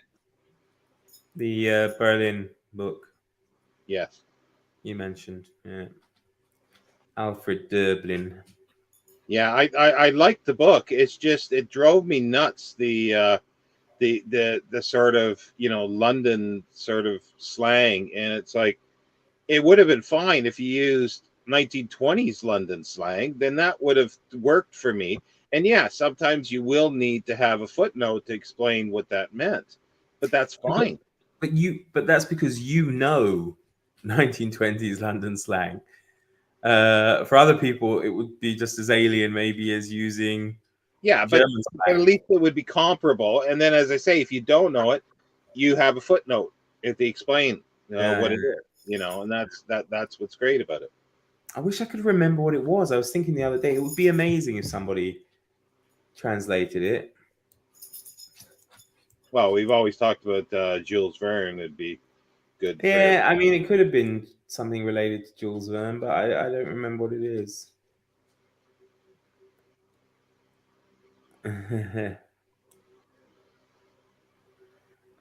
Yeah, dialects. Yeah, that's always because as we were saying about jokes, like there's a lot of European jokes that if you translate them, with the way it is, it's like it makes no sense at all. They're just a rude saying about a horse, or something like that, and it's that type of thing. It's like I just wonder how. Like I don't know if you've read Train Spotting, Mark, but just think of translating that into like Chinese or Japanese or any other language or English. Yeah, you don't need it to translate into English.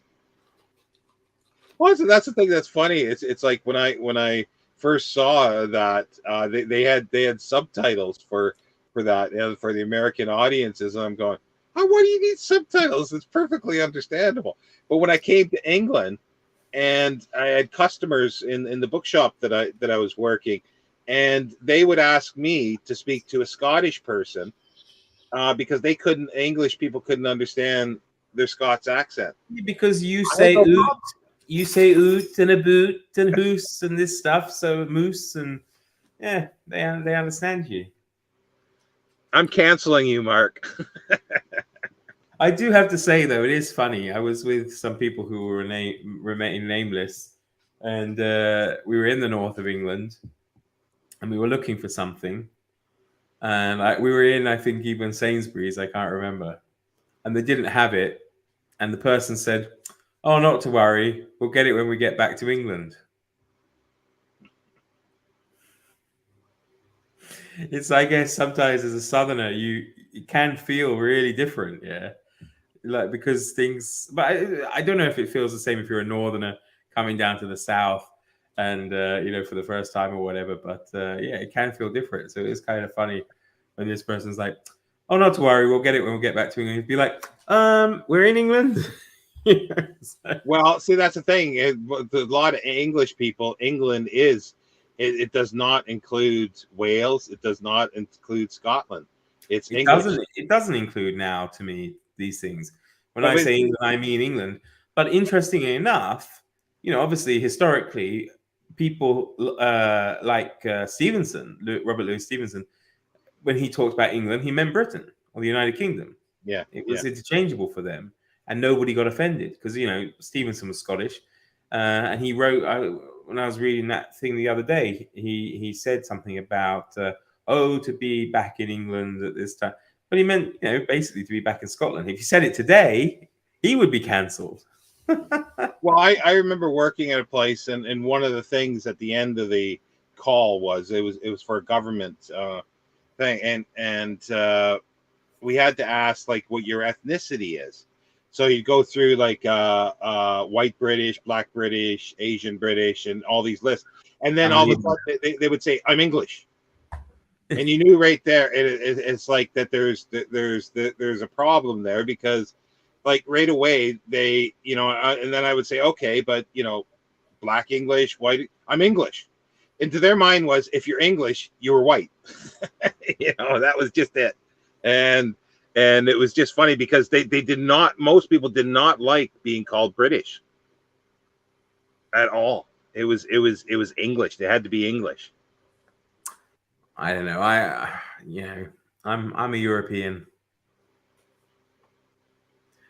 It does, yeah. There is a line, something rebellious Scots to crush, God save us all, or something like that. You're right, but they don't use it very often.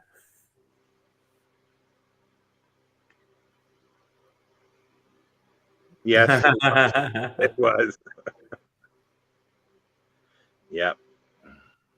But yeah, they just basically did not like. Most people did not like the term because when I say England, in my mind I'm thinking of and I even think of sort of I encompass the whole sort of British Isles, and you put the Irish in there as well. Well, I didn't want to say that, but yeah, that's it. You're cancelled, Sean. That's it. I sort of think of it that way. I think it's like they're closer related in well, yeah, in many ways than Europe. I have to say though, and it was interesting. Now I do understand going back to the golden age of the British short stories. James Joyce is in there. Now I do know, technically, he was British at the time that he probably wrote the story, or he was born. I don't know when did he die? Do you know? Did he die like in a free Ireland, or did he live long enough to see that? But I was just thinking, it was in a modern anthology, it was a brave choice to put James Joyce there in a book on British short stories, isn't it? Wouldn't you say? Now, yeah, it probably is, yeah. But then, like, why is Oscar Wilde in there? Yeah, he is. But that, to me, that's a bit further back. And he did. I don't know if Joyce lived in England even much. What about Bram Stoker? Yeah, but they all lived in England for a long time. Did Joyce actually live in England? I mean, he spent a huge amount of time going around Dublin and stuff, didn't he? Rather than Europe too. And yeah, but what I don't know. Amy says here, yeah, studied Joyce in her British Lit 101 class in university, and I thought it was odd, but. Well, I mean, the thing is, it's a difficult thing. It's like, it doesn't work so well now because there are not many people who are 104 years old or older in the Czech Republic. But if you were, say, 105, you were born in Austria-Hungary. You were born in the Austrian Empire. Then you lived through the Czechoslovak First Republic. Then you lived through the Protectorate of Bohemia and Moravia. Then you're living in the establishment of the Second Czechoslovak Republic. Then you're living in the Czechoslovak Socialist, Soviet Socialist Republic, or whatever it was, the CSSR. And then you're living in Czechoslovakia again. Then you're living in the Czech Republic. or Slovakia, depending what side you ended up on. So I think it's similar, I guess, with the likes of Joyce and Wilde, that they would have been born British because of the, the admin or whatever, the place they were born. But certainly Wilde died British, but I'm not sure if Joyce did. Yeah. Were they actually? Yeah, they are. But it's also, I mean, it's a bit of a stretch having Israel in there as well, isn't it? So, yeah, I mean, okay, Joyce died 1941. So he died definitely an Irishman. I mean, officially Irishman. Moved to Zurich. Well, why don't they just call it English short stories? Well, because there's Scots in here. But that's English, or it's because they still write in English, unless because then it would have to be a translation. It would have to be a translation then. No, I don't know. I mean, and you've got Australian English, you got South African English, you got Canadian English, you got American English. So I suppose if you open up that can of worms, then you have to put all that kind of stuff in as well. You mean ethnically or ethnically? You mean in like just calling language, like the language, English language. But if you, instead of calling it British, you could call it English, the English short story, I suppose.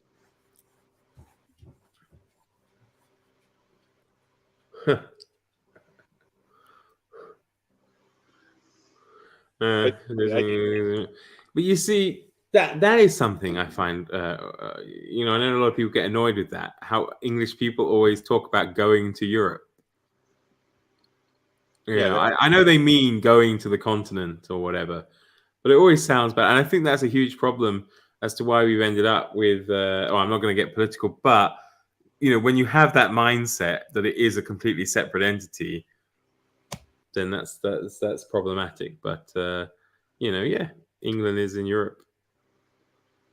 They can't move it. Well, that's the thing. It's always found a funny saying, like foreign film. Foreign film. Well, if you're French, a French film's not foreign. World cinema. Yeah.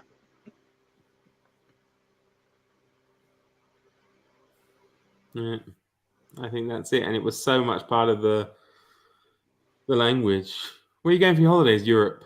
Oh, nice. It's nice there. What the hell? You're here. We're there. We're in it. Yeah, world music. Yeah. World music. That's right. Yeah. Yeah, well, I guess that has sort of taken over, rightly so, I suppose, foreign film. But then again, I guess foreign film works. It just depends whatever country you're in.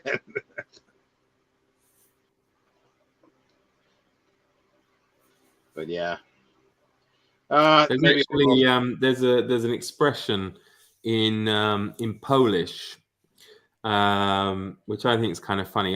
There's a guy on Twitter, Adam Sharp, I think his name is, and he does these kind of things where he'll take a phrase and he'll give you the equivalent in different languages. And one I like is it's all Greek to me. Yeah. In English, we say it's all Greek to me, meaning I don't understand it, whatever. And in Czech, they say it's a Spanish village. Yeah, I don't know why. It's a Spanish village.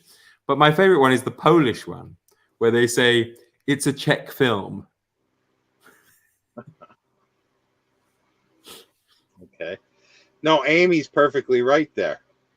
That's perfectly right.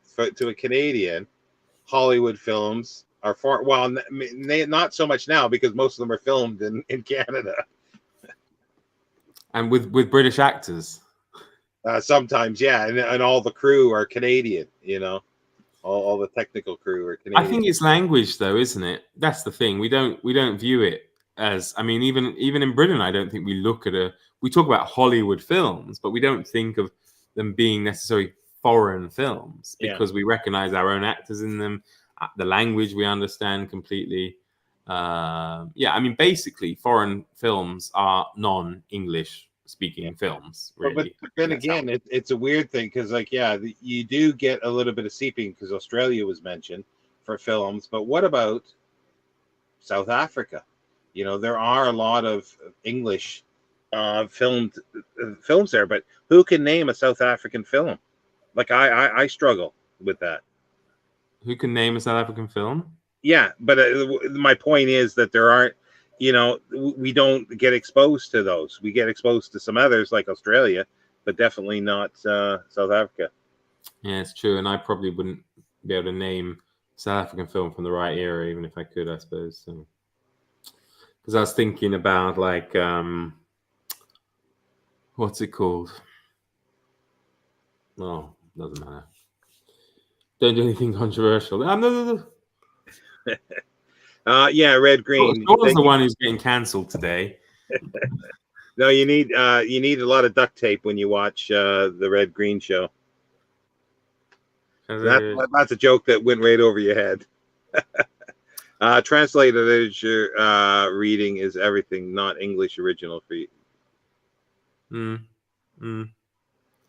That's true. Hang on, go back because Philip. I'm not sure what he was referring to there. A South African film. He can name one. Oh, okay. Is that what he meant? Okay, well, yeah. Name a South African film. Yeah, he's done it. I know a. Oh yes, yeah, that's true. Yeah, I know that one too, but it didn't come to mind. There's Charlie Jade, which was a science fiction TV series too. And I think Gareth got one in the pre. Oh, you've gone back. Okay. Yeah, no, it's just but yeah. Well, to me, everything Quebec is foreign. So French film. District 9. Yes. District 9 was another one. Yes. Yeah, that was good as well. Yeah, I do know that. Yeah, red green is great. Yeah, Amy knows red green. But yeah, the gods must be crazy. I completely forgot about that. But yeah, but it's not very often that we get or know about South African films, and it's really weird because I'm curious to know. You know, like they didn't just start making films now; they made films, silent films. Like there was British people that went to South Africa. King Solomon's Mines, yeah. Yeah. I think I agree. It was good. I need to watch it. It's been a long time. I probably haven't seen it since it came out. Actually, it was. Yeah, because I spent a little time about a year or two ago looking, and I do have a book on African silent film, but I was looking for films like 1930s, 40s, sound like classic era films from South Africa. I couldn't find anything that was like that you could actually watch or buy. And that was about 3 or 4 years ago. And it's really weird because they've done it. Like, they've got their own radio stations, Well, I know they cut it into a film, but of course, Shaka Zulu, the miniseries, was South African. It was South African. It may have all those, British stars in it and whatever, but it was a South African made film series. Great series. Wonderful series.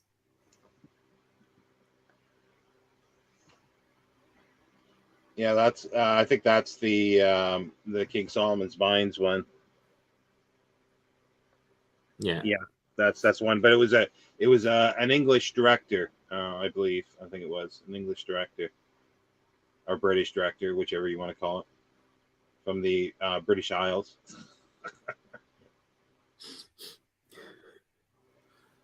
But yeah, it is weird because there are places that you just don't see stuff from, like even books. Like, well, talking about books, like again, is South Africa. Like there we get a few things. Like, well, what's his name? J.M. Coetzee. Huh? J.M. Coetzee. Yeah. I've read a few of his. But yeah, Bryce Courtenay, was he? I know he lives in Australia, or he lived in. Is he dead now? I don't know, but he lived in Australia. But I think he was South African. Was it Wilbur Smith, South African as well? I think. I'm not sure if Wilbur Smith was. I want to say he was. I have to look now. Zambia. Oh, okay. Zambia and Bryce Courtney. I might as well check him as well. Because we're here, lad. Because we're here. Bryce Courtney. Although, yeah, I suppose technically he was born in what is it now? What is it? What? Eswatini. What is that? Is that Lesotho or oh, what's it? What did it used to be called?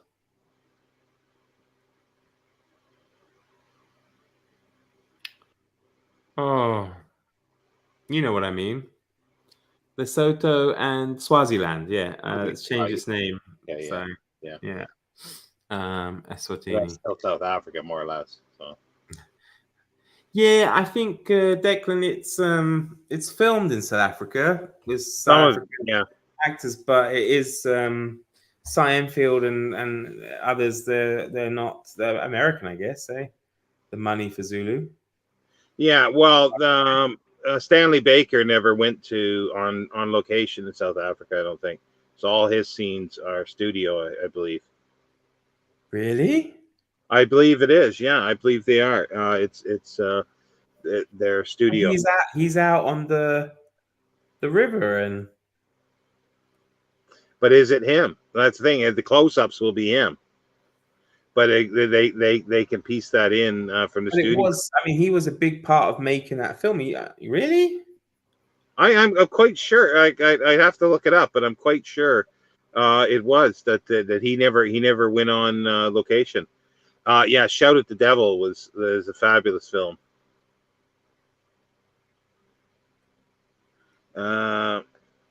Right, Michael Caine as an actor in what film? It's a difficult one. That I think he's hit and miss, and it has to be the right role for him. Like to me, he was good in Zulu. I never cared for Alfie. I thought the Italian job was all right. I think when he's playing himself, he's quite good. I don't buy him so much as he can't do accents, can he? Really?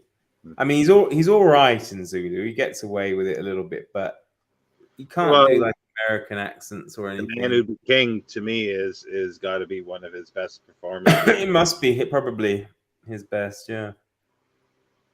The Man Who Would Be King. Mm-hmm. Oh, sorry, I'm reading the next one. Sorry. He was good in that. I have to say, he was good in that. I'm not sure if I know that one. Children of Men. Yeah, it's I forget who wrote it. It's based on a book, Children of Men. Oh, there's another good one with him. It's with him and Robert Duvall. I think it's him.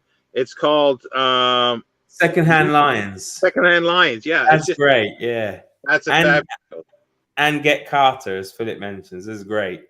Yeah, Get Carter.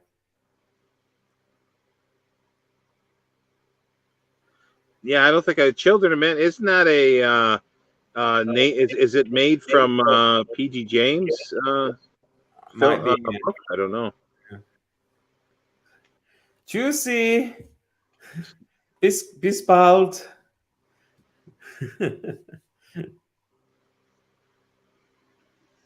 But yeah, Secondhand Lions. That was fabulous. Another one that was good was what's the one? He's playing a shady sort of promoter, and he's drunk half the time, and it's with Ewan McGregor, and it's with this woman who she can mimic voices and singing.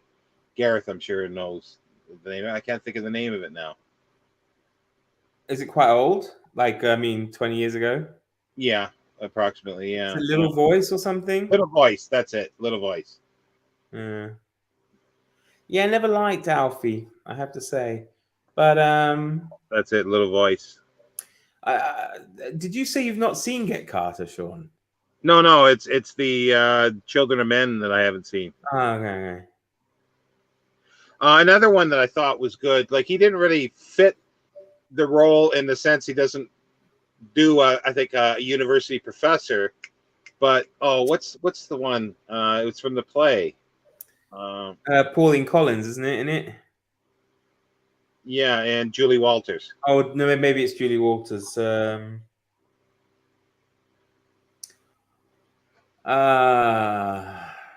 Educating Rita. Yeah, Yes. that's fabulous. Gareth got it, not me. I saw it pop up there. Yeah. Oh, night.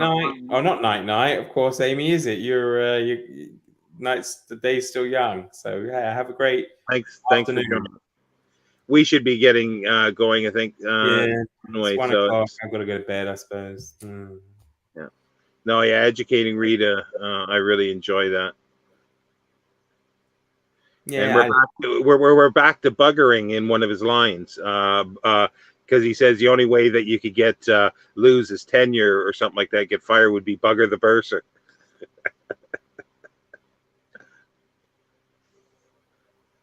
Oh yeah, I would. I'm sure. Yeah, if it had the right actors, it'd be good in theater. But yeah, I watch that every so often. I really enjoy it. I did go off him though, unfortunately, because of certain political things. Yeah. Yeah. Well, I think even though we still got 9 to end on. Yeah, we still got 9 viewing, but yeah, unless there's any more questions or anything like that, rather than just sort of banter, if there, we'll just leave it open for a few minutes to see if there's any other specific questions, maybe, and just for a couple minutes to see. Problem is, I'm still not going to sleep because when you've done this, you're in a I feel good, I'm on a high, and might read. That'd be another idea. Yeah. Oh, now we got 10, so we're gaining. I need to start the second of the Land That Time Forgot books. That's really interesting. I might talk about it tomorrow, but I don't know if anyone's read them. I wasn't sure what I thought, and then they started talking about how there were these like 8 maybe different orders of man, humanity, and their rate of evolution occurs at different times within the group, and it's like some kind of competition. They move on to the next group. Do you understand what I'm trying to say? Like, so you might have, I don't know, Australopithecine man here, and then one of his mates evolves into whatever the next link in the thing is, and leaves the group and goes and moves in with these people. And this is happening all in this land that Time Forgot, and that made it really interesting for me. That kind of clicked my interest, and I thought it was pretty good. So no, I enjoy them. It's a long time since I read them, but yeah, the people Time Forgot is that, and then what, Time's Abyss or something like that is the Dirty Rotten Scoundrels. Now, isn't it a remake? It is. It's a remake. I can't remember. Jerry Lewis. No, was it Jerry? No, who was it? I know there was School for Scoundrels. Yeah, that's the Terry Thomas, isn't it? Yeah.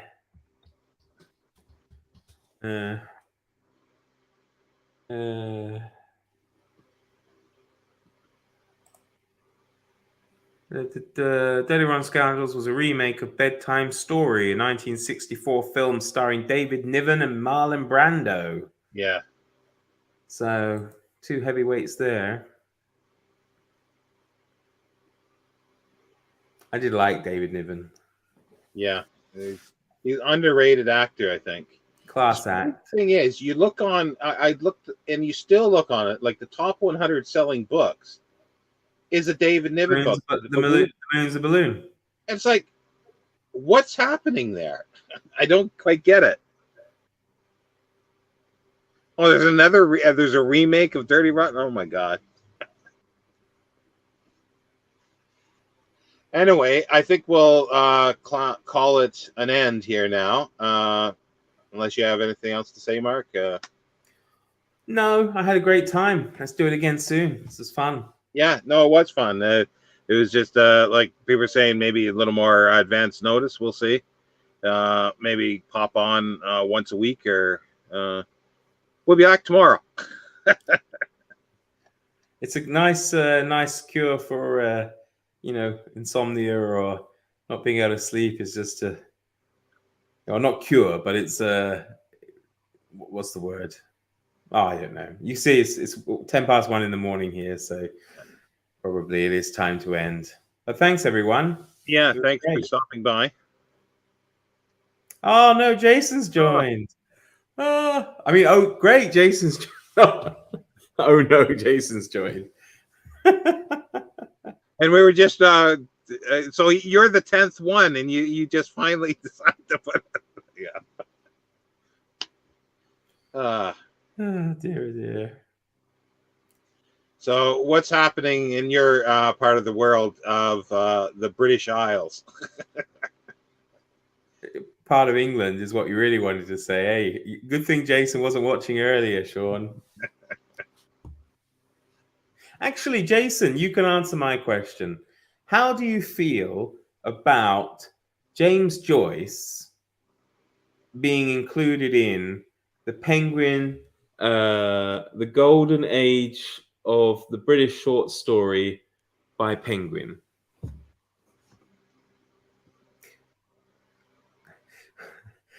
Thinking of Father Ted. Sorry, Jason. Careful now.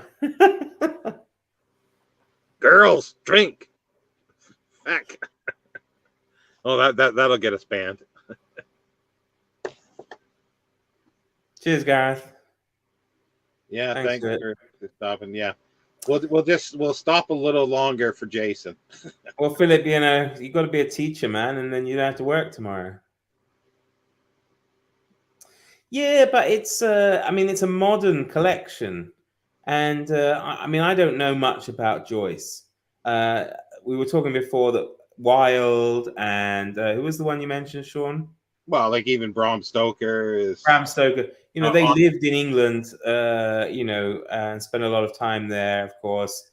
So it seems, I don't know, more reasonable to me. But Joyce is so associated with Ireland. He died in 1941, so it's an independent Ireland he dies in.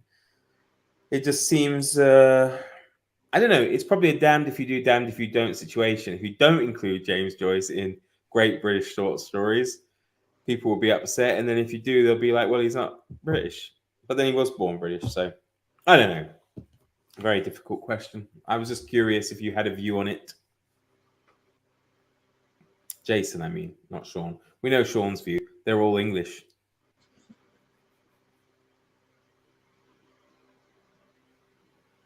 Well, the Irish do speak a patois of English. Now I'm going to get in trouble. No, I think I see Jason's point there. I think that's fair enough, and I'm just surprised. I'm surprised Penguin took that risk and included him. But I suppose, yeah. When was it published? That's the thing. When was the story published, and what was the situations? Oh, the gloves are off now. New Zealanders are all Australians. It's funny how we've all got the smaller neighbor who's grouped in with the bigger ones. Yeah. Except ironically, Canada's bigger, but not population-wise, I suppose. No, it's interesting. I don't know, but it's true. I suppose when was the story published? But it's an odd one because I mean I think that Oscar Wilde is included, but I think that has more of a case for including him than including.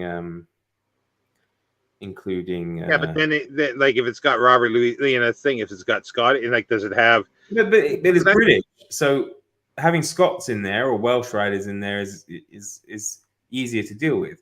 Yeah, for British, I guess. Yeah, but still, and then yeah, it's a weird one, but yeah, I don't think of James Joyce as an English writer. That's the thing. British, not English. We're saying British.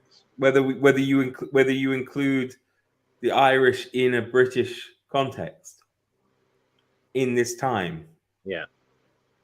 but yeah, it's yeah. I don't think I always think of him as Irish, but then like Gwyn Thomas, I don't think of him. I think of him as specifically Welsh writer because of and there are very quintessential English writers, and then there's quintessential Scottish writers, and I don't think of them as separately because they are so unique to their upbringing, I guess.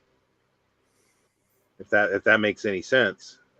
Yeah, I mean, well, it's like Oscar Wilde. It's easier for me, as I say, to accept him as part of that book because you don't see Oscar Wilde in Ireland that much, Yeah, well, he's not like quintessentially. in the course of his life. Yeah, Um, well, and the way he writes, it doesn't write like Bram Stoker. Would you know that he was Irish from his writing? perhaps, I mean, perhaps it's the author's opinion as well. I mean, you can gauge, maybe Wilde wasn't, I don't know enough about him, but maybe he wasn't particularly bothered himself in his writings. I don't know. I don't know his own thoughts on home rule and that kind of stuff. But he may well have considered himself British at the time he lived because there wasn't an alternative. He died before there was home rule or anything like that. So I don't know. But of course, Anyway, yeah. On yeah. that note, Yeah, Jason's obviously run off. You offended him so much by, calling him British or English that he's just, that's it. He's cancelled you. well, he got it back with that comment. Yeah, That the gloves are off. it's a perfect parting shot. No, yeah. I think that's Yeah, it's humor. Yeah, yeah. See, yeah, that's the thing. It's but then again, okay, like Jason, we talked about this before. Somerville and Ross, the um, Irish RM stories.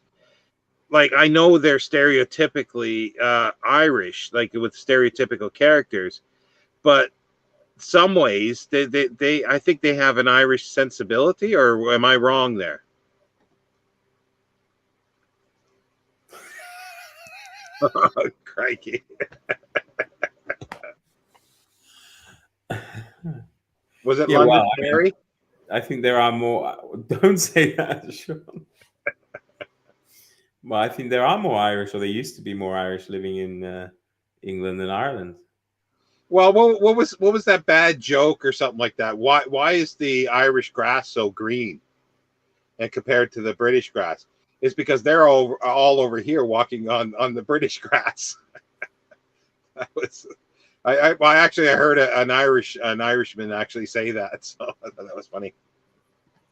Well, that's it. I think it's gonna be very funny. Uh, these Irish humor.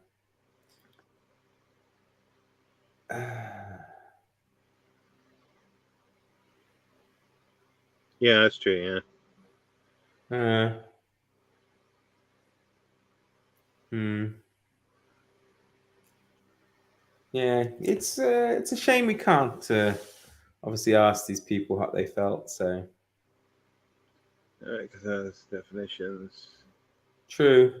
We do still talk about them as German, though, don't we? We don't say the Saxon writer or the Hessen writer or Bavarian writer. It's Well, the thing is, like, is like Rabelais is he a French writer in the sense too? Like, well, it's France, but it's like when somebody like it's 500 or 600 years in the past, are they still the same as a contemporary writer? Still part of that culture? It's very different. So. yeah. Well, we will. That's it. You'll have to jump on next time, Jason. Unless you want to take over from me if Sean's staying up, but No, I think we over 2 hours now, and that's enough to put people through, I think. It's funny, isn't it? I don't know how it went for the audience, but it went really fast for me. And it's like normal 2 hours can just drag. So No, it does. The lives always do go fast. It's like, was it our one with Mark Richardson went really fast. But yeah, Jason, we'll have to do something live for sure. Context is everything, even better way to. Yeah, it's better than what we tried to finish on earlier, which is finish how we started with. Yeah. All right, everyone. Thanks so much. And yeah, see you again soon. Nice to see you join us, Gareth and Jason. Seems like the only 2 left that I can see. But if anybody else is there, it says 8 here. I don't know. Well, good night to the other 6 of you. Yeah. Cheers. Oh. Let me go back. This what is here. Whatever that means. I guess that means good night or something. I hope it means good night. See you later, everybody. Ciao.